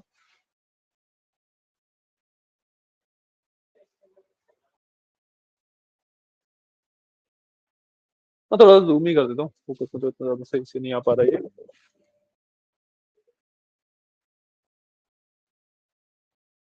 ये दिख रहा है ना क्लियरली, है ना। तो यहाँ पे मेरे पास जो ऑर्डर्स, पीपल एंड रिटर्न्स वाली जो शीट्स हैं, जो टेबल्स हैं, उनको मैं बोर्ड करूंगा। तो मैंने सिंपली ऑर्डर्स पे क्लिक किया, पीपल पे क्लिक किया एंड रिटर्न्स पे क्लिक किया, ठीक है। कई सारे पावर बीआई के वर्जन में क्या होगा, यहाँ पे ऊपर एक ऑप्शन आएगा सिलेक्ट मल्टीपल के नाम से, ठीक है। बाय डिफॉल्ट आप मल्टीपल शीट्स को सिलेक्ट नहीं कर पाओगे, ठीक है। तो ऊपर जो ऑप्शन होगा सिलेक्ट मल्टीपल, उस पर क्लिक करोगे, देन आप मल्टीपल शीट्स को सिलेक्ट कर सकते हो। ठीक है, क्लियर है? जब आपने अब ये तीनों शीट्स अपनी सिलेक्ट कर ली, तो नीचे यहाँ पे देखोगे 3 ऑप्शन है आपके पास। यहाँ पे आपका डेटा का प्रीव्यू आ रहा है, जो भी आपका डेटा है। ठीक है, यहाँ पे आपके पास 3 ऑप्शन है। कैंसिल का है एक, तो वो तो बंद करने के लिए सिंपली। उसके अलावा लोड एंड ट्रांसफॉर्म है। ठीक है, लोड का मतलब कि भाई ये वाला जो डेटा है ये डायरेक्टली पावर बीआई के अंदर दिखा दो, या फिर ट्रांसफॉर्म मतलब मेरे को इसके ऊपर क्या क्या चीजें चेंजेस करने हैं, कुछ चेंजेस करने हैं तो मैं चेंजेस भी कर सकता हूँ। ठीक है, हम ट्रांसफॉर्म के अंदर जाएंगे, एंड जैसे ही मैं ट्रांसफॉर्म डेटा के ऊपर क्लिक करता हूं, मेरे पास मेरा पावर क्वेरी एडिटर ओपन हो जाएगा। अभी प्रोसेसिंग हो रही है, उसके बाद मेरा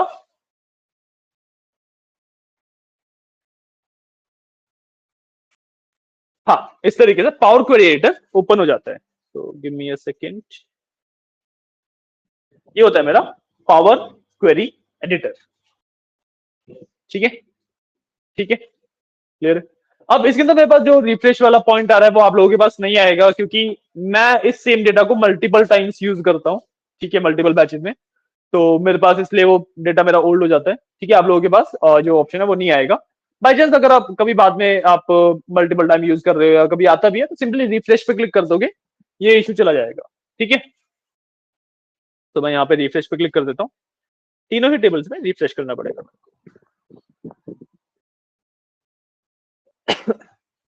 अंजलि पानी दे देना एक गिलास। ठीक है, तो अब थोड़ा सा पावर क्वेरी एडिटर की बात कर लेते हैं, एग्जैक्टली कहाँ पे क्या है क्या नहीं। ठीक है, इसमें बहुत ज्यादा चीजों को आपको जानने की नीड नहीं होती। ठीक है, जो मेन बेसिक बेसिक चीजें हैं, जैसे हम प्रोसेस करेंगे अभी फॉलो, तो जो ऑप्शंस हैं वो तो पता लगते ही रहेंगे। जो हमारा मेन व्यू है जो हमें दिख रहा है सामने, उसके बारे में जान लेते हैं एक बार। ठीक है, तो when you are talking about Power Query editor, तो सबसे पहले एकदम सेंटर में हमारे पास हमारे डेटा का प्रीव्यू आता है। हमारा जो एग्जैक्ट डेटा है वो दिखता है हमें। ठीक है, उसके लेफ्ट हैंड साइड पे हमारे पास क्वेरीज का पैनल होता है। पावर क्वेरी एडिटर की लैंग्वेज में क्वेरीज का मतलब सिंपली टेबल्स होता है, कि मेरे पास जो भी टेबल्स एग्जिस्ट करते हैं वो सारे मेरे को वहां पे लिस्ट आउट हो जाएंगे। ठीक है, अगर मैं ऊपर बात करूं तो यहाँ पे भाई ऑप्शन है अलग अलग डिफरेंट डिफरेंट चीजें करने के लिए। ठीक है, इसके ऊपर जैसे जैसे हम चीजें करेंगे तो एक्सप्लोर करते रहेंगे। ठीक है, राइट हैंड साइड पे मेरे पास क्वेरी सेटिंग्स का पैनल होता है। तो मैं थोड़ा जूम कर देता हूँ, ऑटो फोकस है वो भी। ठीक है, अभी क्लियर दिख रहा है? क्यों?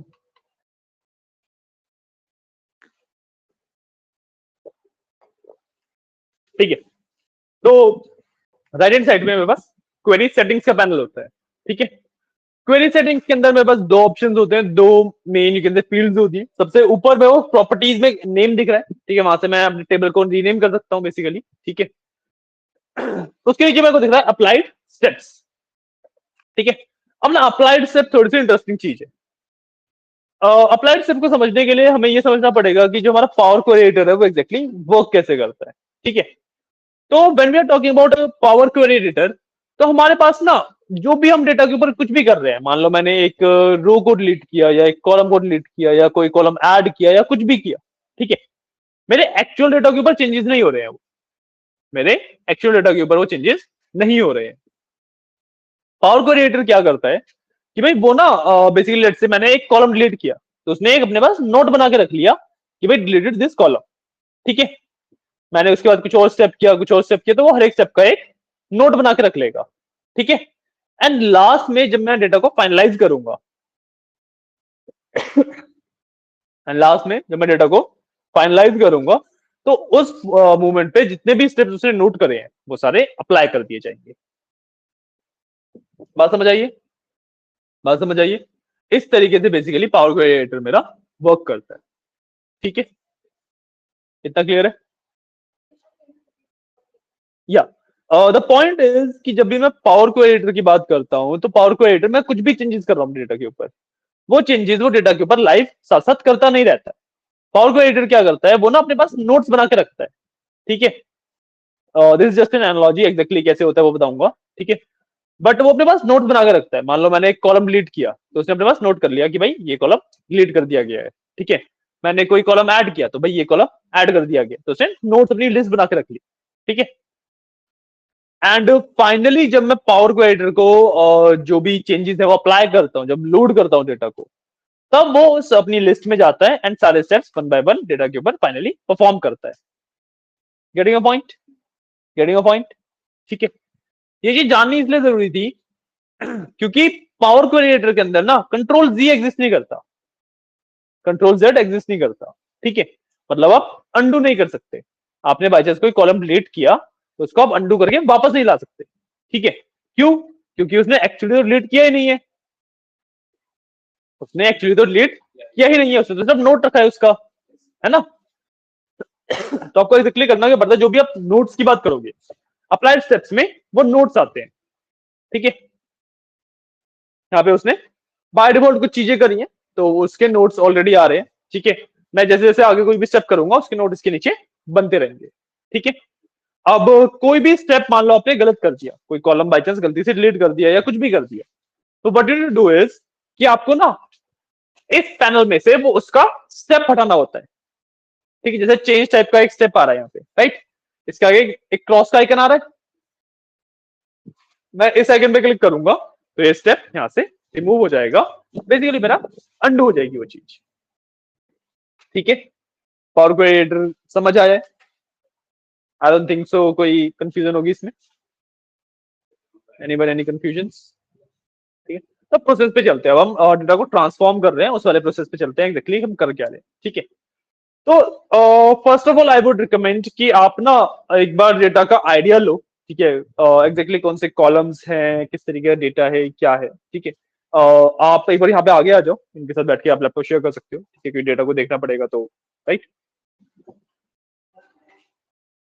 ठीक है, एक बार डेटा का सिर्फ आइडिया लो कि एग्जैक्टली क्या कॉलम्स है, क्या क्या है, एंड उसके बाद फिर हम बात करेंगे कि भाई जो भी चीजें मैं करने वाला हूँ उसके पीछे का रीजनिंग क्या है, क्योंकि रीजनिंग बताना जरूरी है। मैं स्टेप्स बता दूंगा, वो आप कॉपी कर लोगे, उसका कुछ फायदा नहीं है। पढ़ रखा है डेटा पक्का? कौन कौन से कॉलम है डेटा में, कौन कौन से टेबल है, चलो ये बता दो।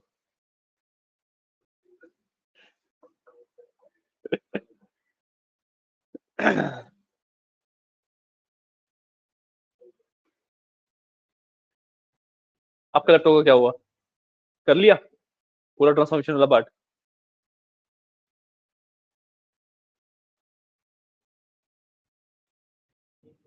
पावर बीआई पहले यूज किया हुआ आपने कभी?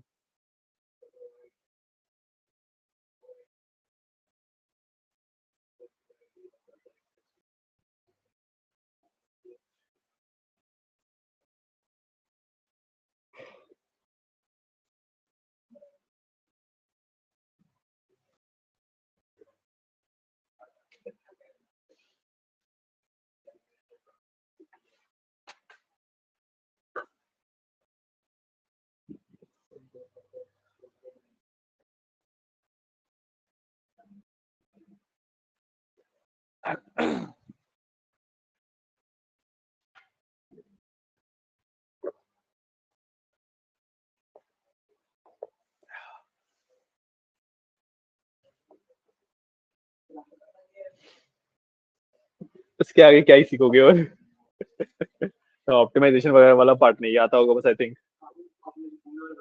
सॉरी, डेक्स वाला पार्ट नहीं आता और ऑप्टिमाइजेशन वाला पार्ट भी नहीं आता होगा, क्योंकि ऑप्टिमाइजेशन तो बहुत कम ही लोग सिखाते हैं लास्ट के पार्ट में। ऑप्टिमाइजेशन तो लिटरली भाई बिल्कुल लास्ट क्लास होती है ऑप्टिमाइजेशन के ऊपर, एंड जो डेक्स है वो तो अभी एक दो स्टेप के बाद ही डेक्स पे आ जाएंगे हम, क्योंकि जब तक हम मेजर्स नहीं बनाएंगे जब तक कुछ विजुलाइज करने का पॉइंट नहीं बनता है।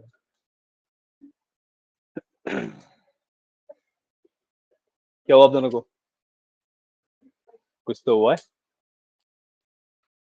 कुछ नहीं, क्या? ठीक है, डेटा का आइडिया लिया, पढ़ा, थोड़ा सा आइडिया मिला। ठीक है, ओके। तो अब आप डेटा के अंदर नोटिस करोगे हमारे पास तीन टेबल है। ठीक है, ऑर्डर्स का, पीपल का एंड रिटर्न्स का, राइट।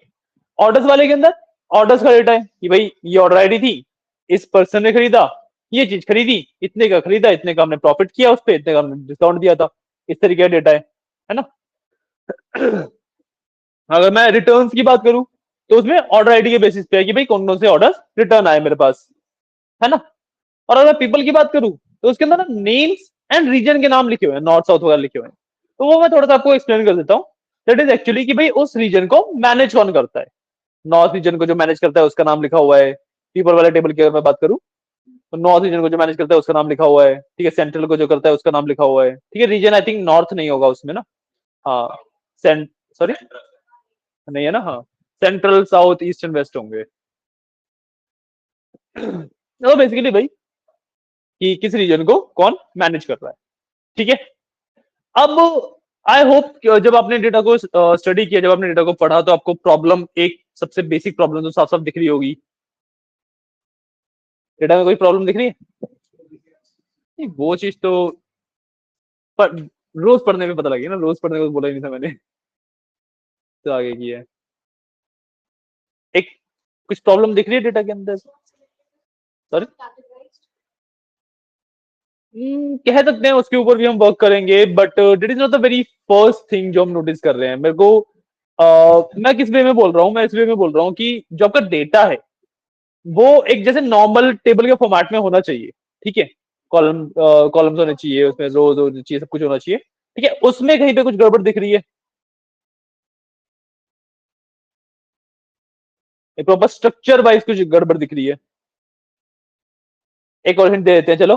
पीपल एंड रिटर्न्स वाले जो टेबल्स हैं उसके अंदर गड़बड़ दिखेगी। ऑर्डर्स वाला टेबल ठीक है। तो थोड़ा जूम वही आउट बता रहे करो हैं। ना। अच्छा, आप मेरी स्क्रीन पे देख रहे हैं क्या? हाँ, मैं तो ऑनलाइन ले रहा हूँ ना। अच्छा अच्छा। मैं कहा, ऐसे पता नहीं क्या नहीं बोल रहे हो, नहीं दिख ही नहीं रहा मुझे। नहीं नहीं, आपने अपने वाले पे नहीं किया करा हुआ अभी? हाँ, मेरा मैंने बताया ना, स्टोरेज का इशू है, तो मेरे को एक बार टाइम लगेगा थोड़ा, वो ठीक है पूरा ठीक ही है ठीक बैठ है, के वो नो करना इश्यूज पड़ेगा पहले। No issues no issues no issues. तो आप ना एक काम करो, जब मैं एक्चुअली उस स्टेप पे आऊंगा ना तब मैं दिखाऊंगा ये चीजें, तो आप तब देख सकते हो, ठीक है ना। तो या देखिए प्रॉब्लम, अरे आप लोगों को तो दिख गई, बाकी हाँ आप बताओ क्या प्रॉब्लम है। हाँ, द प्रॉब्लम इज अगर मैं पीपल वाले में, रिटर्न वाले में, किसी भी टेबल में देखूं तो भाई जो फर्स्ट रो है वो मेरे एक्चुअली कॉलम के नाम है, और कॉलम के नाम में कॉलम 1 कॉलम 2 आ रहा है, ठीक है। यही सेम प्रॉब्लम बस पीपल में भी है, एंड यही सेम प्रॉब्लम अगर मैं रिटर्न्स पे जाऊंगा तो वहां पे भी है ना। सबसे पहले इस प्रॉब्लम को फिक्स करेंगे, ठीक है। कैसे करते हैं इस कंसेप्ट को, जो भी हम करने वाले हैं, कहते हैं प्रमोट हेडर्स। कि भाई हम हेडर्स को प्रमोट कर रहे हैं, मतलब जो हमारी फर्स्ट रो है उसको कॉलम के नाम से प्रमोट कर देना, इज कॉल्ड प्रमोट हेडर्स, ठीक है। सिंपली पीपल वाले टेबल पे जाऊंगा, ठीक है। एंड उसके बाद थोड़ा सा जूम कर देते हैं इसको।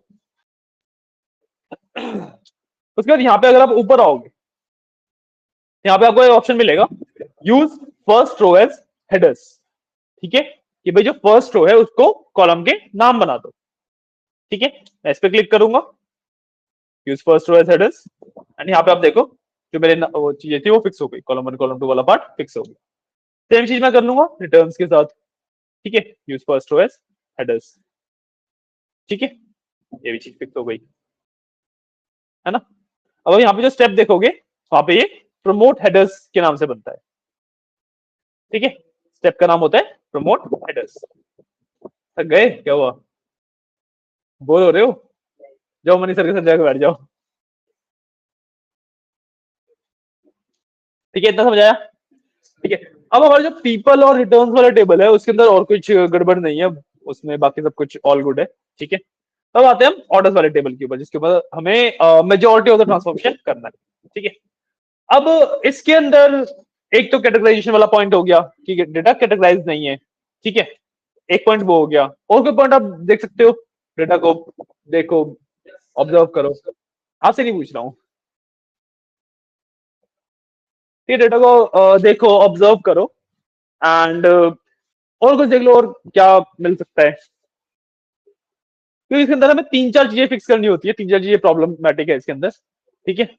उन 3-4 चीजों को हम फिक्स करेंगे, तो अगर आप गेस कर पाते हो तो वेल एंड गुड, वरना फिर मैं तो एक्सप्लेन करूंगा ही। गेस करना है, जरूरी नहीं है कि आप सही ही हो, आप गलत भी हो सकते हो। आपको एटलीस्ट पता तो लगेगा कि भाई जो आपने गेस किया वो क्यों गलत है। आप गलत भी हो सकते हो, गलत होने में कोई दिक्कत नहीं है।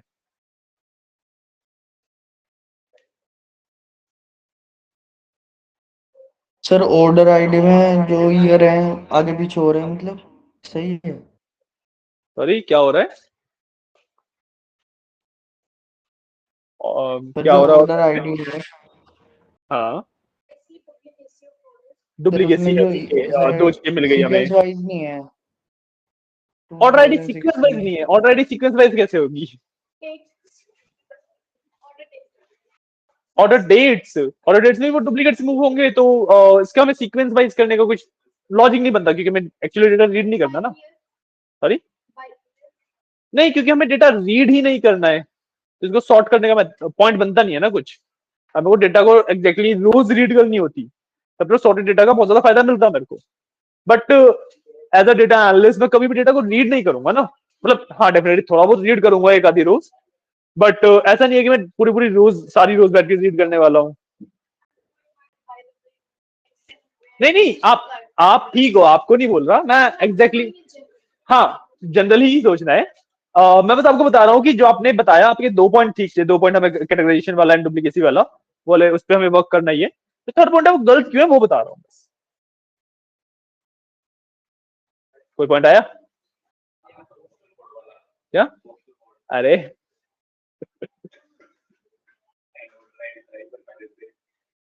ठीक है, अभी तक हमें 2 पॉइंट्स मिले हैं कि भाई हमें डुप्लीकेसी है, इसके अंदर डुप्लीकेसी हटानी है, ठीक है। एंड सेकेंडली इसको कैटेगराइज करना है डेटा को, ठीक है। तो थर्ड पॉइंट मैं बताता हूँ। इसके अंदर एक कॉलम है हमारे पास रो आईडी का, सबसे पहला कॉलम, उसका कुछ यूज केस है। सॉरी, हाँ, सीरियल नंबर वाला जो कॉलम है, when you are talking about data analysis ना, तो हमें कभी डेटा को सीरियलाइज करने की नीड नहीं होती है। Getting a point? क्योंकि अगेन सेम चीज कि मैं डेटा को रीड नहीं करने वाला हूं, तो हमें उस कॉलम की कोई नीड नहीं है। तो वह एक्स्ट्रा स्पेस ले रहा है, तो उसको हम रिमूव कर सकते हैं। थर्ड पॉइंट, ठीक है। अभी के लिए ये 3 ही पॉइंट है, इसके बाद के जो पॉइंट है उस पर थोड़े से इन डेप्थ वाले पॉइंट है, उसको मैं बताऊंगा, ठीक है। तो सबसे पहले what I will do is, मैं रो आईडी को रिमूव कर दूंगा, ठीक है। रो आईडी वाले कॉलम को डिलीट कर दूंगा, सिंपली राइट क्लिक, रिमूव, ठीक है। कॉलम चला गया यहाँ से, एंड हम यहाँ पे देखोगे रिमूव कॉलम लिखा आ रहा है। अब मेरे को उस कॉलम को वापस लाना है, तो सिंपली मैं यहाँ से स्टेप को रिमूव कर सकता हूँ। अब यहाँ पे देखोगे वो कॉलम वापस आ गया है, ठीक है, ठीक है। तो इसको रिमूव ही कर देते हैं, रिमूव ही करना है, ठीक है। इसके बाद डुप्लीकेसी वाला पॉइंट, ठीक है। डुप्लीकेट से करते हैं सिंपल ऑर्डर आईडी की। अब देखो, जो मेरा ऑर्डर्स का डेटा है that is based on order ID, तो ऑर्डर आईडी में डुप्लीकेट्स नहीं हो सकते ना, बाकी सब मैं अलाउड है। तो मैं ऑर्डर आईडी के बेसिस पे डुप्लीकेट्स रिमूव कर दूंगा, ठीक है। सिंपली ऑर्डर आईडी के ऊपर right click and remove duplicates, ठीक है। यहां से सारे डुप्लीकेट्स चले गए। क्लियर है? समझ आया? ओके, अब थर्ड पॉइंट पे आते हैं, विच वाज डेटा कैटेगराइजेशन, ठीक है। अभी मेरे पास क्या है, आई डोंट नो एग्जैक्टली जो आप कैटेगराइजेशन बोल रहे थे वो यही वाला कैटेगराइजेशन में बोल रहे थे या फिर नहीं, बट सुनो समझना, ठीक है। तो अभी हमारे डेटा में क्या है, अभी आप यहाँ पे देखोगे ऑर्डर्स आईडी, कस्टमर आईडी, ठीक है, कस्टमर नेम, सेगमेंट, आगे अगर आप चलो तो product ID, category, sub category, product name, sales, quantity, मतलब जितना भी एक ऑर्डर के रिगार्डिंग डेटा हो सकता है वो सब एक ही टेबल के अंदर है, ठीक है। एंड हम ना इस चीज को प्रेफर नहीं करते कभी भी, इसको ना हम अननॉर्मलाइज डेटा बोलते हैं, कंसेप्ट होता है नॉर्मलाइजेशन का, ठीक है। तो इस तरीके का जब डेटा होता है मेरे पास, मैं इसको ना अननॉर्मलाइज डेटा बोलता हूँ, ठीक है। क्योंकि सबसे पहली चीज मेरे को क्या दिख रही है कि भाई अगर मैं ऑर्डर के बेसिस पे देख रहा हूँ तो मैं प्रोडक्ट आईडी की कोई नीड ही नहीं है। Getting a point? क्योंकि प्रोडक्ट का नाम वगैरह सब कुछ यहीं पे लिखा हुआ है, तो product ID as a column need क्या पड़ेगी अगर। Getting a point? ब्लैंक हो गए हो ये बात सुन के शायद, बात समझ आइए क्या बोला मैंने पीछे? विकास कौन बोलेगा रिपीट करने को? ठीक है, तो मैं क्या बोल रहा हूं कि भाई जब मेरा डेटा ऑर्डर्स के बेसिस पे, ऑर्डर आईडी के बेसिस पे है, राइट, तो मेरे को प्रोडक्ट आईडी या फिर कस्टमर आईडी जैसे कॉलम्स की तो नीड ही नहीं है। Getting your point. बट अगर मैं उनको रिमूव कर दूंगा तो मेरे पास जो कस्टमर का डेटा है या फिर प्रोडक्ट का डेटा है उसके अंदर लाइक डुप्लीकेसी बहुत ज्यादा होगी, क्योंकि सेम प्रोडक्ट मल्टीपल टाइम बिक सकता है, सेम कस्टमर मल्टीपल ऑर्डर्स कर सकता है। Getting your point. तो इसका ना एक बेसिक सा रूल होता है इस कैटेगराइजेशन को फिक्स करने का, चीज को फिक्स करने का, डेटा को नॉर्मलाइज करने का बेसिक सा रूल क्या है कि भाई अगर आपको आईडीज दिख रही हैं, आपको अगर आपको डेटा के अंदर मल्टीपल कॉलम ऐसे दिख रहे हैं जो कि आईडी है, जैसे हमारे पास 3 है, order ID, customer ID and product ID, ठीक है, जैसे 3 है हमारे पास, राइट। तो हम इन तीनों को सेपरेट टेबल्स के अंदर डाल देंगे। एक ऑर्डर आईडी के बेसिस पे ऑर्डर्स का टेबल बना देंगे, कस्टमर आईडी के बेसिस पे कस्टमर्स का टेबल बना देंगे, एंड जो प्रोडक्ट आईडी है उसके बेसिस पे प्रोडक्ट्स का टेबल बना देंगे, ठीक है। बात समझ आइए। इससे हमें 2 फायदे मिलते हैं। एक तो हमारा जो पर टेबल वाइज अगर मैं डेटा देखूंगा तो वो कॉलम कम हो जाएंगे, हर एक टेबल में अगर मैं देखूं तो कॉलम कम हो जाएंगे, कि मैं ऑर्डर्स में सिर्फ ऑर्डर्स का रखूंगा, कस्टमर्स में सिर्फ कस्टमर्स का रखूंगा तो कॉलम्स कम हो जाएंगे, राइट। तो उसकी जो मैनेजेबिलिटी होती है, जब आप रिपोर्ट व्यू में जाओगे एक्चुअली एंड मैनेज करोगे उस चीज को, तो वो बहुत इजी हो जाती है, ठीक है। दूसरा फायदा, when you are talking about table जिसके अंदर बहुत सारे कॉलम हैं और कंपेयर टू छोटे छोटे टेबल जिसके अंदर कम कॉलम्स है, मान लो एक टेबल है जिसके अंदर 50 कॉलम है, ठीक है, और वहीं मेरे पास 5 टेबल है जिसके अंदर 10-10 कॉलम है, तो जब मैं डेटा फेच करने पे आऊंगा तो ऐसा टेबल जिसके अंदर 50 कॉलम है उसमें से डेटा फेचिंग स्लो होती है कंपेयर टू अगर मेरे पास 5 टेबल है जिसके अंदर 10-10 कॉलम है। बात समझ आ रही है मेरी? बेशक से मेरे को एग्जैक्टली सेम डेटा ही फेच करना है, मेरे को चाहिए एग्जैक्टली सेम डेटा ही, ठीक है। सॉरी, डिफरेंट रोज मैं बता रहा हूँ कि लेट्स से मेरे को एक ही रो चाहिए, कोई किसी पर्टिकुलर ऑर्डर आईडी का सारी इंफॉर्मेशन चाहिए, किसी पर्टिकुलर ऑर्डर आईडी की सारी इंफॉर्मेशन चाहिए कि भाई किस कस्टमर ने खरीदा, एग्जैक्टली क्या खरीदा, कितने का खरीदा, सब कुछ इंफॉर्मेशन चाहिए, ठीक है। अब मैं चाहूं तो जैसा भी डेटा है उसमें से भी फेच कर सकता हूँ, या फिर अगर मैं अलग अलग कर दिया तो उसको भी कनेक्टेड होंगे आपस में फेच कर सकता हूँ, है ना। बट जब मेरे पास टेबल्स अलग अलग होंगे उसमें जब फेच करूंगा तो जो फेचिंग में टाइम लगेगा that will be way less compare to अगर मैं जैसा भी डेटा है उसी में से फेच करूंगा। तो बात समझ आइए।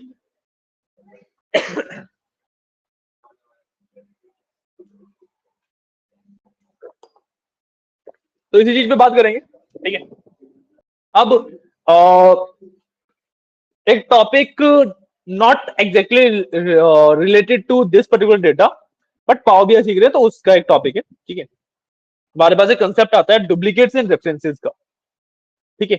डुप्लीकेट्स आई होप सबको पता है क्या होते हैं, बेसिक कॉपीज, है ना, सेम चीज 2 बार एग्जिस्ट करती है, ठीक है।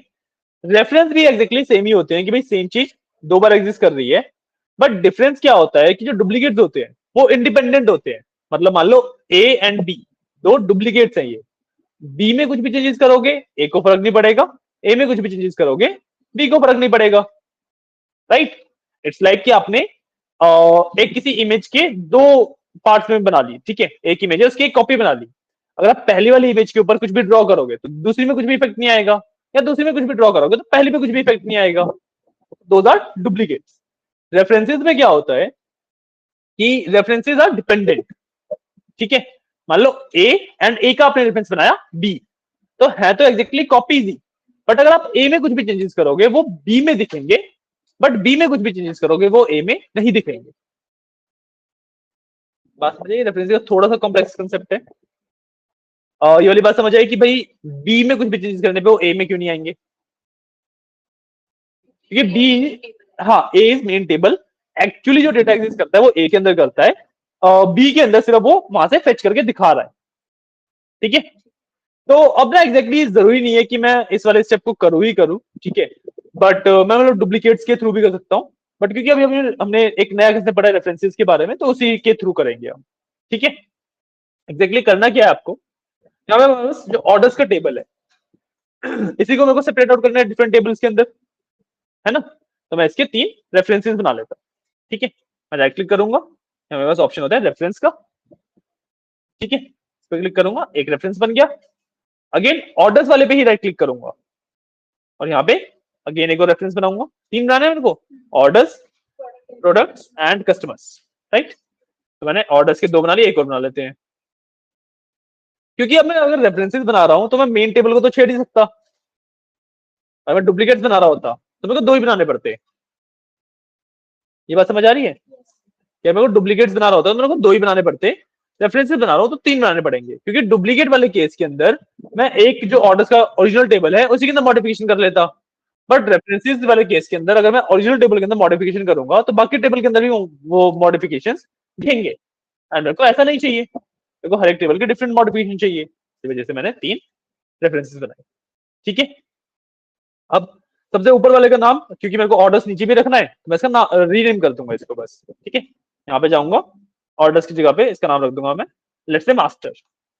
ये मास्टर टेबल है, इसके अंदर मेन सारा डेटा एग्जिस्ट करता है। ठीक है, इसी तरीके से मैं एक इसको ऑर्डर्स ही बना लेता हूँ, 2 हटा देते हैं, सिर्फ ऑर्डर्स रख देते हैं इसका नाम। अगले वाले में से इसको मैं बना देता हूँ लेट्स से प्रोडक्ट्स।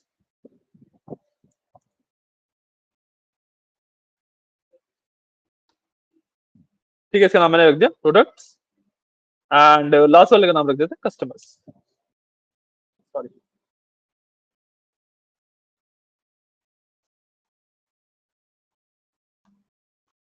ठीक है, इसका नाम मैंने रख दिया कस्टमर्स। तो मेरे पास इस तरीके के 6 टेबल्स रेडी हो गए। क्लियर है? समझ आ रही है बात? क्लियर है? अब बस मेरे को क्या करना है, ऑर्डर्स वाले में सिर्फ ऑर्डर्स का डेटा रहेगा, प्रोडक्ट्स वाले में प्रोडक्ट्स का डेटा रहेगा, और कस्टमर्स वाले में कस्टमर्स का डेटा रहेगा। ठीक है, बट ऑर्डर्स वाले में ना 2 कॉलम एक्स्ट्रा आएंगे। ठीक है, कौन से एक्स्ट्रा होंगे? जो प्रोडक्ट आईडी है और कस्टमर आईडी है वो ऑर्डर्स वाले टेबल में भी रहेगा। कस्टमर आईडी कस्टमर वाले टेबल में तो रहेगा ही रहेगा, साथ में ऑर्डर्स वाले टेबल में भी रहेगा। कोई रीजन देना चाहेगा क्यों? नहीं, मैं टेक्निकली उसे हटा सकता हूँ क्योंकि नीचे तो रेफरेंस बना लिया है मैंने। तुम्हें तो आंसर भी नहीं करना, बट स्टिल क्वेश्चन रिपीट कर देते हैं। द क्वेश्चन इज कि मैं बोल रहा हूँ कि जो प्रोडक्ट आईडी का कॉलम है या फिर कस्टमर आईडी का कॉलम है वो कस्टमर्स और प्रोडक्ट्स वाले टेबल में तो रहेगा ही रहेगा, साथ ही ऑर्डर्स वाले टेबल में भी एग्जिस्ट करेगा। ऐसा क्यों? तुम्हें तो बोला ना, तुम्हें तो आंसर करना ही नहीं है। हाँ, आप बताइए।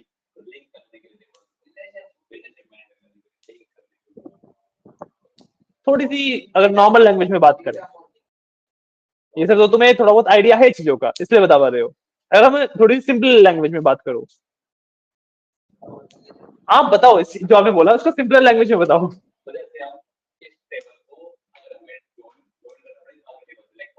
मैं बताता हूँ, रहने दो। द बेसिक रीजन है कि भाई मैं बेशक से कस्टमर्स का और प्रोडक्ट्स का डेटा अलग अलग भी कर दूं, ठीक है, एग्जैक्टली सुनो कि इसी तरीके से सोचने का प्रोसेस ये होना चाहिए। सोचने का प्रोसेस रिलेशनशिप बेस पे नहीं होना चाहिए, सोचने का प्रोसेस ये होना चाहिए। ठीक है, अगर मैं sorry, अगर मैं कस्टमर्स का और प्रोडक्ट्स का डेटा अलग अलग कर दूंगा तो मेरे को एग्जैक्टली ये नहीं पता रहेगा ना कि भाई कौन सा ऑर्डर किस कस्टमर ने खरीदा है और उसमें क्या खरीदा है। तो मैं product ID and customer ID के बेसिस पे ये चीज ट्रैक कर सकता हूं कि कौन सी ऑर्डर आईडी किस कस्टमर ने खरीदी है एंड उसने क्या खरीदा है। करेंगे पॉइंट? बात तुम्हारी भी ठीक थी, बट सोचने का तरीका तुम्हें इस तरीके से होना चाहिए। नहीं, एक्सप्लेन करने का तरीका वाली बात नहीं हुई। जब भी आप डेटा एनालिसिस की तरफ बढ़ते हो ना, जब भी आप किसी भी डेटा को एनालाइज कर रहे होते हो तो आपको एक चीज का ध्यान रखना होता है, you have to think in terms of data. कभी आपको इन टर्म्स ऑफ टूल नहीं सोचना होता। आप कौन सा टूल यूज कर रहे हो उसके हिसाब से नहीं सोचना होता आपको, कभी भी आपको हमेशा डेटा के हिसाब से सोचना होता है। एंड जब आप डेटा के हिसाब से सोचोगे तो that this will be the explanation. जब आप टूल के हिसाब से सोचोगे तो फिर वो रिलेशनशिप वाली एक्सप्लेनेशन आएगी। ठीक है, क्लियर है? तो हम सिंपली क्या करेंगे, ऑर्डर्स में ऑर्डर्स का डेटा रखेंगे, प्रोडक्ट्स में प्रोडक्ट्स का, कस्टमर में कस्टमर्स का। करेंगे कैसे? अब देखो ऑर्डर्स में कौन, चलो एक टास्क देते हैं, पहले तो इतना काम करो आप लोग, ठीक है, वरना मैं काफी सारी चीजें बता दूंगा फिर आप पीछे वाली चीज नहीं कर पाओगे। एंड इतना काम करने के बाद आपको एक टास्क है कि भाई write down the name of the columns. ठीक है, ऑर्डर्स के अंदर कौन कौन से आने चाहिए, कस्टमर्स के अंदर कौन कौन से कॉलम आने चाहिए और प्रोडक्ट्स के अंदर कौन कौन से कॉलम आने चाहिए। ठीक है, 3 टेबल्स है, तीनों में कौन कौन से कॉलम्स एग्जिस्ट करने चाहिए उसकी आपको लिस्ट बनानी है, क्योंकि अभी तो तीनों में सेम कॉलम्स है, तीनों में सेम कॉलम थोड़ा ना रखने हैं मेरे को, तो मैं किसके अंदर कौन से कॉलम छोड़ूंगा किसके अंदर कौन से कॉलम रखूंगा वो चीज आपको गेस करनी है। ठीक है, बेसिक डेटा के ऊपर एनालाइज करके आपको गेस वर्क करना है। ठीक है, जरूरी नहीं है आप सही हो, अगेन अगर आप गलत भी होगे तब भी आई विल करेक्ट यू, ठीक है। तो करिए ये वाला काम कीजिए, और डेटा वहां से देख सकते हो। अगर आप ऐसे देखना चाहो तो मैं यहाँ पे आप एक्चुअली ना पूरा नहीं दिख पाएगा, अगर मैं छोटा कर दूंगा फिर रीड नहीं कर पाओगे, उससे तो देख लीजिए आप, ठीक है। हाँ जी, 4 तो बजने वाले हैं, टाइम नहीं देखा आज। कोई बात नहीं, इस वाले प्रोसेस को फिर हम कल कंप्लीट कर लेंगे।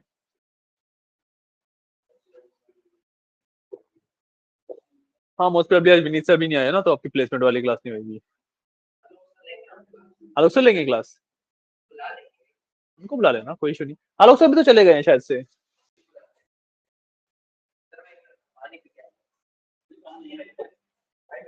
पानी रखा है, पानी रखा है।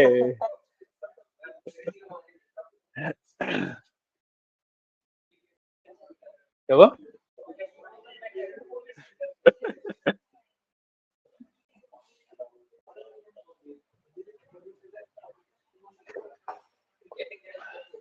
कर लिया, सबको करने दो।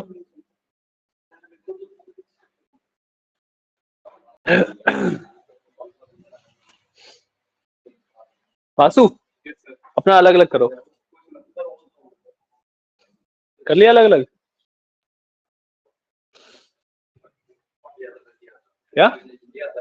नहीं आपकी नहीं बात कर रहा, उसकी बात कर रहा हूँ। कर लिया ना, क्योंकि आप पे नहीं, आप पे डाउट रहता है कि आपने एग्जैक्टली किया या नहीं किया।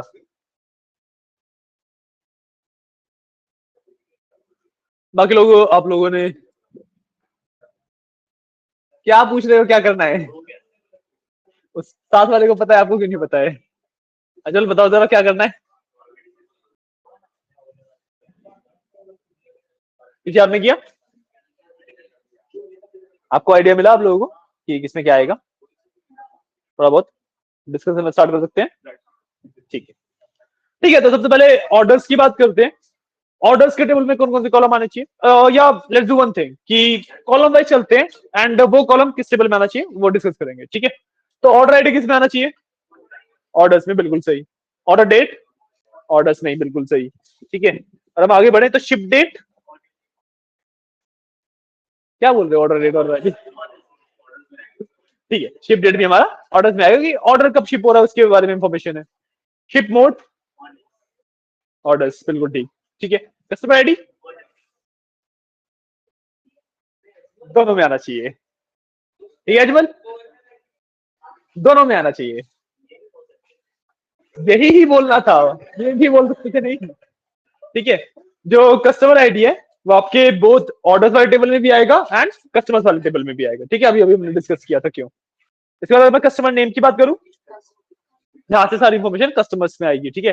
तो कस्टमर नेम हो गया, सेगमेंट हो गया, country, city, state, postal code, region, ये सब कस्टमर्स में आएगा, ठीक है। इसके बाद प्रोडक्ट आईडी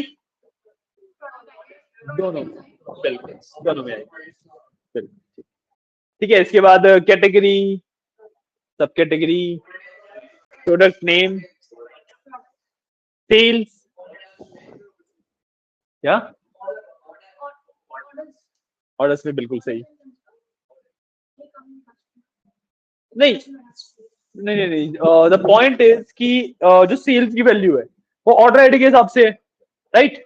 तो हर एक ऑर्डर कितने का बिक रहा है वो वाली वैल्यू है, तो ये कस्टमर से या प्रोडक्ट से तो बिलोंग करेगी नहीं, ऑर्डर से बिलोंग करेगी। सिमिलर मैनर में जो क्वांटिटी है या डिस्काउंट है या आगे चलेंगे तो प्रॉफिट है, सब कुछ ऑर्डर्स में रहेगा, ठीक है, ठीक है। और जो कैटेगराइजेशन हमने करी, समझ आया कैसे कैसे किया, ठीक है। अब इसको एक्चुअली परफॉर्म कर लेते हैं, ठीक है।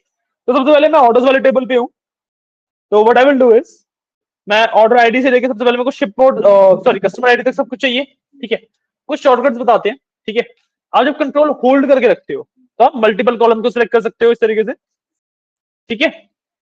जब कंट्रोल होल्ड करके क्लिक करते हो किसी भी कॉलम के ऊपर तो आप मल्टीपल कॉलम्स को सिलेक्ट कर सकते हो। अब लेट्स से मेरे को ना ऑर्डर आईडी से लेके कस्टमर आईडी तक सारे कॉलम सेलेक्ट करने हैं, ठीक है। तो what I will do is, मैं ऑर्डर आईडी को सिलेक्ट करूंगा सबसे पहले, ठीक है। उसके बाद मैं कंट्रोल शिफ्ट होल्ड करूंगा, ठीक है। ऑर्डर आईडी सेलेक्ट किया सबसे पहले, ये मैंने कंट्रोल शिफ्ट होल्ड किया, उसके बाद मैं कस्टमर आईडी पे क्लिक कर दूंगा तो बीच के सारे कॉलम सेलेक्ट हो जाएंगे, ठीक है। शॉर्टकट से ही आपका काम काफी इजी कर देंगे, वरना आप एक एक कॉलम को अगर करते रहोगे तो बहुत ज्यादा टाइम लग जाता है। ठीक है, अब कस्टमर आईडी के बाद मेरे को प्रोडक्ट आईडी चाहिए ऑर्डर सारे टेबल में।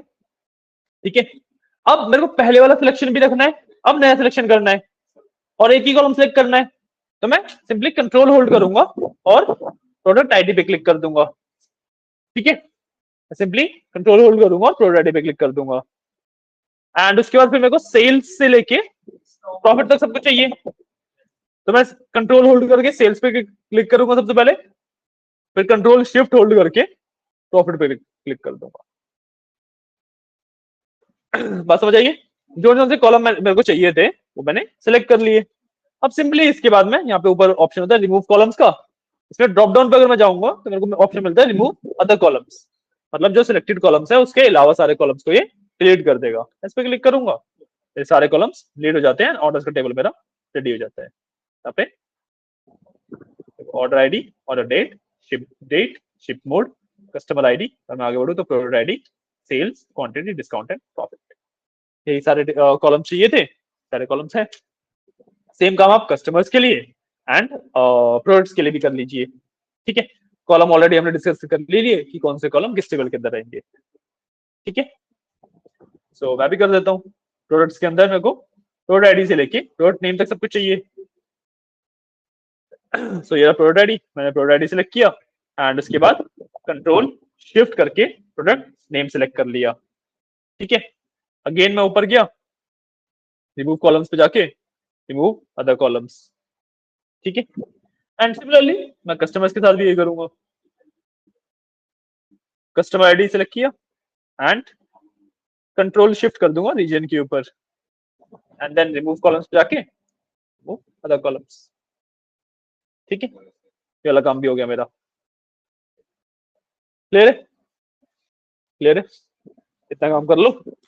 2 मिनट दे रहा हूँ, आज थोड़ी सी 5-10 मिनट क्लास एक्स्ट्रा ले लेंगे। ठीक है, क्योंकि ये वाला जो हम काम कर रहे हैं ना, पावर क्वेरी एडिटर वाला काम एक्चुअली सेव नहीं होता कभी भी, तो हम कल अगर आएंगे तो यहीं से कंटिन्यू नहीं कर पाएंगे। तो पावर क्वेरी एडिटर का जितना भी काम होता है वो हमें 1 गो में करना पड़ता है। एक बार हमने पावर क्वेरी एडिटर वाला काम कर लिया, फिर पावर बीआई की फाइल तो हम सेव कर सकते हैं। ठीक है, सो इतना काम कर लो and once you are done let me know. हो गया? विकास हो रहा है? पीछे अरविंद हो गया? आप लोगों का? अजमल, आपका नाम क्या है? मयंक, ठीक है। अच्छा, आप ऑनलाइन ज्वाइन कर रहे थे 2 दिन से? ठीक है, हो सेम काम। ठीक है, पीछे आपका नाम यश है? यश हो गया? ठीक है, आपका तो हो गया है ना? डन, ठीक, आगे बढ़ते हैं। अब इसके अंदर एक छोटा सा कंसेप्ट और इंट्रोड्यूस कर देते हैं। There is a concept of data types, कि भाई मेरा जो डेटा है वो कितने टाइप का हो सकता है। ठीक है, अब वैसे तो मेरे पास अगर मैं बहुत लिटरल टर्म्स में बात करूंगा तो डेसिमल्स हो सकते हैं। ठीक है, डेसिमल्स का डेटा हो सकता है, मेरे पास लेटर्स का डेटा, स्ट्रिंग का डेटा हो सकता है। ठीक है, टेक्स्ट हो सकता है, बेसिकली नंबर्स हो सकते हैं।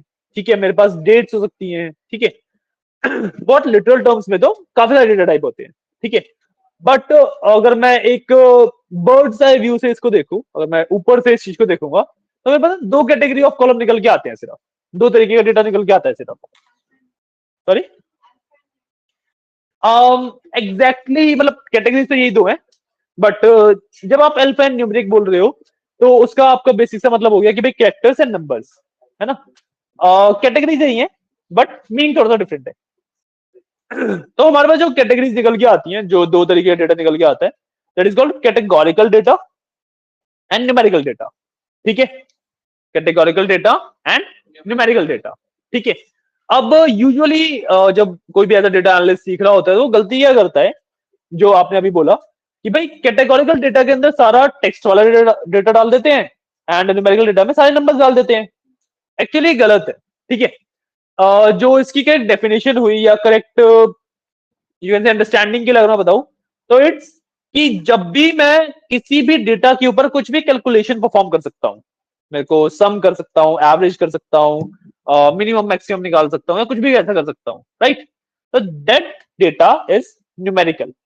ठीक है, otherwise the data is categorical. ठीक है, अब बोलोगे सर आपने हमें गलत क्यों बोला, भाई हमारा भी तो यही मतलब है ना। There can be some data, कुछ ऐसा डेटा हो सकता है जो कि दिखने में न्यूमेरिकल लगेगा बट वो एक्चुअली है categorical. Example postal code, mobile number, postal code, ठीक है, नंबर्स है तो आपके जो क्लासिफिकेशन था उसके साथ न्यूमेरिकल में जाना चाहिए, बट ये एक्चुअली कैटेगोरिकल में जाता है। क्यों? क्योंकि आप मोबाइल नंबर्स को ऐड नहीं कर सकते, उनका एवरेज नहीं निकाल सकते, उनका मिनिमम मैक्सिमम निकाल मतलब टेक्निकली निकाल सकते हो बट कुछ सेंस नहीं बनाएगा उसका, right. Similarly with postal code, average कुछ सेंस नहीं बनाएगा, पोस्टल कोड आप ऐड कर दोगे कुछ सेंस नहीं बनाएगा, ठीक है, उसका मिनिमम मैक्सिमम निकाल के आप कुछ नहीं कर पाओगे, है ना। तो ये सारा कैटेगोरिकल डेटा होता है, ठीक है। अब इसी के रिगार्डिंग हमारा जो डेटा है उसके अंदर एक इश्यू है, उसको हम फिक्स करेंगे, ठीक है।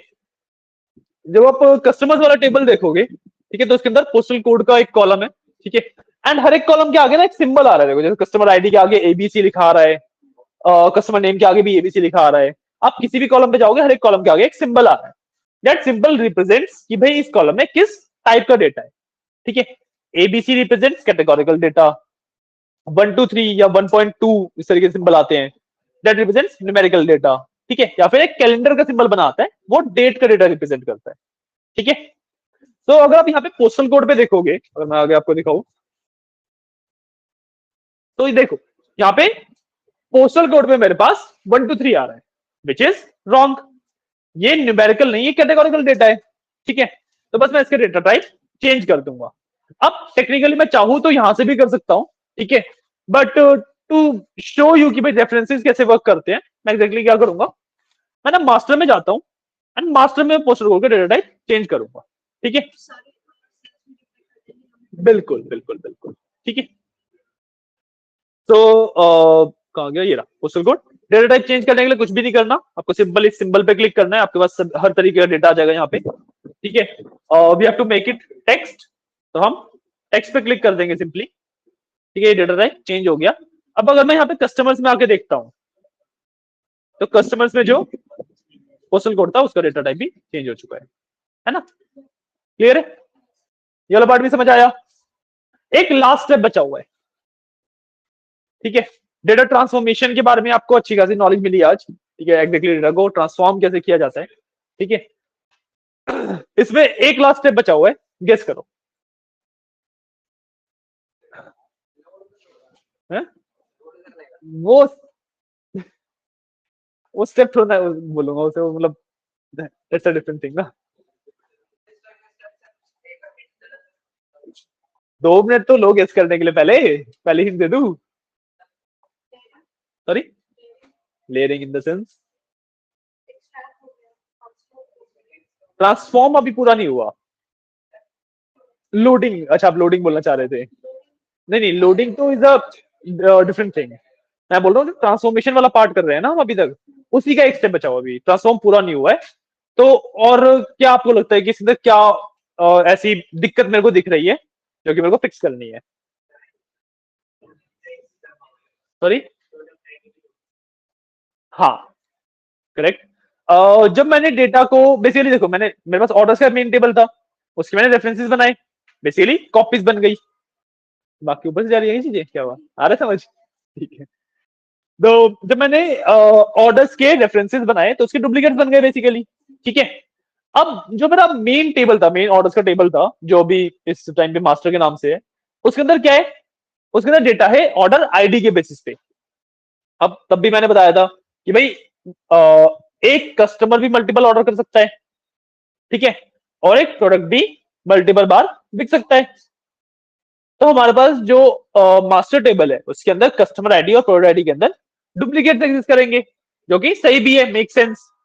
बट जब हमने डेटा अलग किया, प्रोडक्ट्स का और कस्टमर्स का डेटा सेपरेट आउट किया, तो वहां पे तो सिर्फ मेरे को प्रोडक्ट की इंफॉर्मेशन और कस्टमर की इंफॉर्मेशन चाहिए, गेटिंग अ पॉइंट। तो वहां पर तो डुप्लीकेट एग्जिस्ट नहीं करनी चाहिए ना, राइट। तो हमें प्रोडक्ट वाले टेबल पे जाके प्रोडक्ट आईडी में से डुप्लीकेट रिमूव करने हैं, एंड कस्टमर्स वाले टेबल पे जाके कस्टमर आईडी में से डुप्लीकेट रिमूव करने हैं। This is the last step of transformation. तो हम सिंपली कस्टमर्स वाले में आए, कस्टमर आईडी पे right click and remove duplicates, ठीक है, एंड प्रोडक्ट्स पे है, प्रोडक्ट आईडी पे right click and remove duplicates. ठीक है, अब हमारा डेटा प्रॉपरली क्लीन हो चुका है। ठीक है, जो ये हमने स्टेप्स करे ये ना सिर्फ इस डेटा के स्पेसिफिक थे, जरूरी नहीं है कि आपके पास कुछ और डेटा है तब भी आपको सेम ही स्टेप करने होंगे। तभी मैंने आपको डेटा को पहले पढ़ना बताया था कि भाई पढ़ो एग्जैक्टली क्या क्या दिक्कतें दिख रही हैं उनको फिक्स करना है। जरूरी नहीं है कि हर एक डेटा सेट के साथ सेम ही दिक्कतें हो, किसी में कुछ और दिक्कतें हो सकती हैं, किसी में कुछ मिसिंग्स भी हो सकते हैं, कुछ भी हो सकता है, तो वो सब भी आपको फिक्स करना होता है। ठीक है, तो जो अभी हमने किया इसको हार्ड एंड फास्ट रूल मत बना लेना कि भाई डेटा आएगा तो ये सारे स्टेप्स करने ही करने हैं। ये एक एग्जांपल हम डेटा सेट ले रहे हैं, ठीक है, डमी डेटा सेट है, तो इसके साथ ये दिक्कतें थी तो हमने ये सारी दिक्कतें फिक्स करी। जब भी आपके पास कुछ भी डेटा आएगा उसमें आपको सबसे पहले दिक्कतें आइडेंटिफाई करनी है कि भाई इस डेटा के साथ ये दिक्कतें हैं और उनको फिर फिक्स करना होता है। ये पार्ट होता है आपका डेटा ट्रांसफॉर्मेशन का। ठीक है, बात समझ आइए, क्लियर है? अब जब हमारा डेटा ट्रांसफॉर्म हो चुका है तो हम इसको सिंपली लोड कर लेंगे। लोड करने के लिए यहाँ पे हमारा ऑप्शन होता है क्लोज एंड अप्लाई का। फिर मैं क्लिक करूंगा, पावर बीआई के अंदर मेरा डेटा लोड होना शुरू हो जाएगा। ऊपर ये एक एरर आएगा, इसमें यहाँ पे वैसे तो डिस्कार्ड वगैरह का ऑप्शन है, कुछ भी नहीं करना हमें, छोड़ देना इसको एज इट इज, ये अपने आप चला जाएगा अभी। ठीक है, अभी मेरा डेटा लोड हो रहा है, इट विल टेक 10 15 30 सेकंड्स के around depending on the laptop.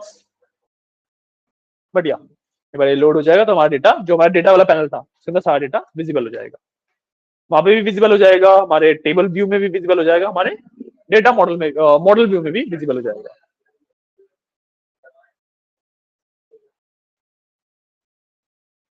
तो अच्छा,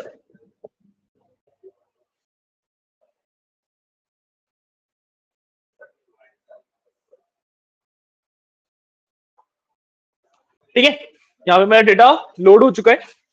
एंड अगर मैं अपने डेटा वाले पैनल पे जाता हूँ तो यहाँ पे मेरे को मेरे सारे टेबल्स दिख रहे हैं, 6 टेबल यहाँ पे दिख गए हैं। ठीक है, सिमिलरली अगर मैं अपने टेबल व्यू पे जाता हूँ यहाँ से, टेबल व्यू के अंदर भी मेरे को डेटा दिखना शुरू हो जाएगा। देखो, है ना, ये कस्टमर्स वाला है, चूज कर सकता हूँ, मेरे को मास्टर का टेबल देखना है तो ये मास्टर का टेबल भी यहाँ पे दिख जाएगा। ठीक है, तो दिस इज टेबल व्यू। अगर मैं मॉडल व्यू पे जाऊँ तो यहाँ पे एक बेसिक मॉडल, और इसको मैं जूम आउट कर देता हूँ, एक बेसिक डेटा मॉडल यहाँ पे पावर बीआई ने बना के दिया है। मैं इसको बंद कर देता हूँ। यहाँ पे देखो, एक बेसिक सा डेटा मॉडल पावर बीआई ने बना के दिया है। ये डेटा मॉडल जो पावर बीआई बाय डिफॉल्ट बनाता है 99% ऑफ द केसेस में गलत होता है, तो हम इसको रीमॉडल करेंगे, बट वो पार्ट हम कल करेंगे। आज के लिए the last part will be simply control as, बाकी इसको सेव करके रख लीजिए and we will meet tomorrow. आज की क्लास के लिए इतना ही, ठीक है। जो ये डेटा मॉडल बनाया ना, इसमें मॉडल व्यू में जाओगे तो डेटा मॉडल इसने ऑलरेडी बनाया हुआ है।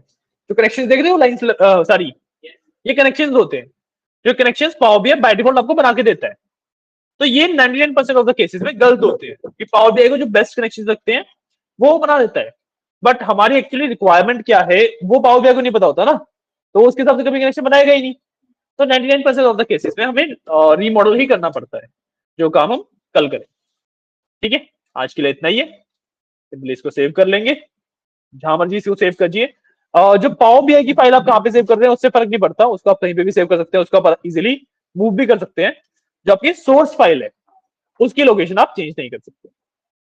ठीक है,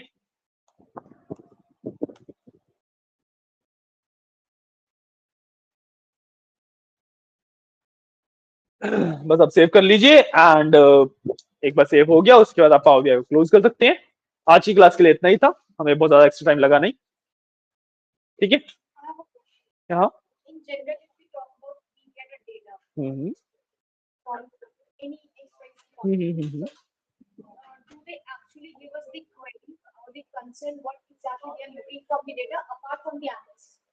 नहीं, आपको जब भी आप किसी कंपनी में डेटा एनालिस्ट वर्क करोगे आपको सिर्फ 2 चीजें बताई जाती हैं, ये डेटा है, ये मेरा गोल है, इस डेटा से इस गोल तक कैसे पहुंचो, ये पूरा काम आपका होता है।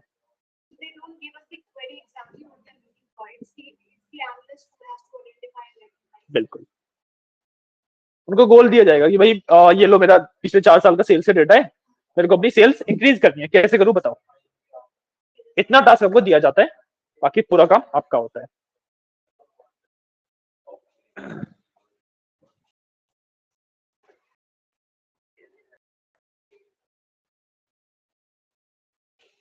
ठीक है, एनी डाउट्स, किसी को कुछ क्वेश्चंस वगैरह कुछ क्लियर है जी आज की?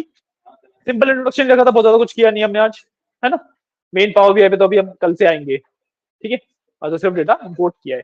ओके, तो ठीक है, आज के लिए इतना ही, कल मिलते हैं, कल डेटा मॉडलिंग से स्टार्ट करेंगे, ठीक है, एंड मोस्ट प्रोबेबली कल हम नेक्स्ट पे भी पहुंच जाएंगे। Power BI is pretty small, it takes around 6-7 classes वगैरह, 6-7 क्लासेस ही लगती हैं इसको, बहुत छोटा है पावर बीआई।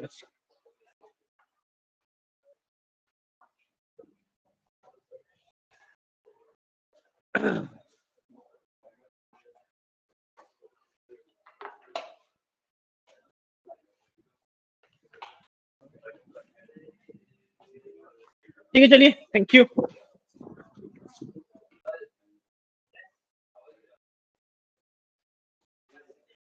ओके,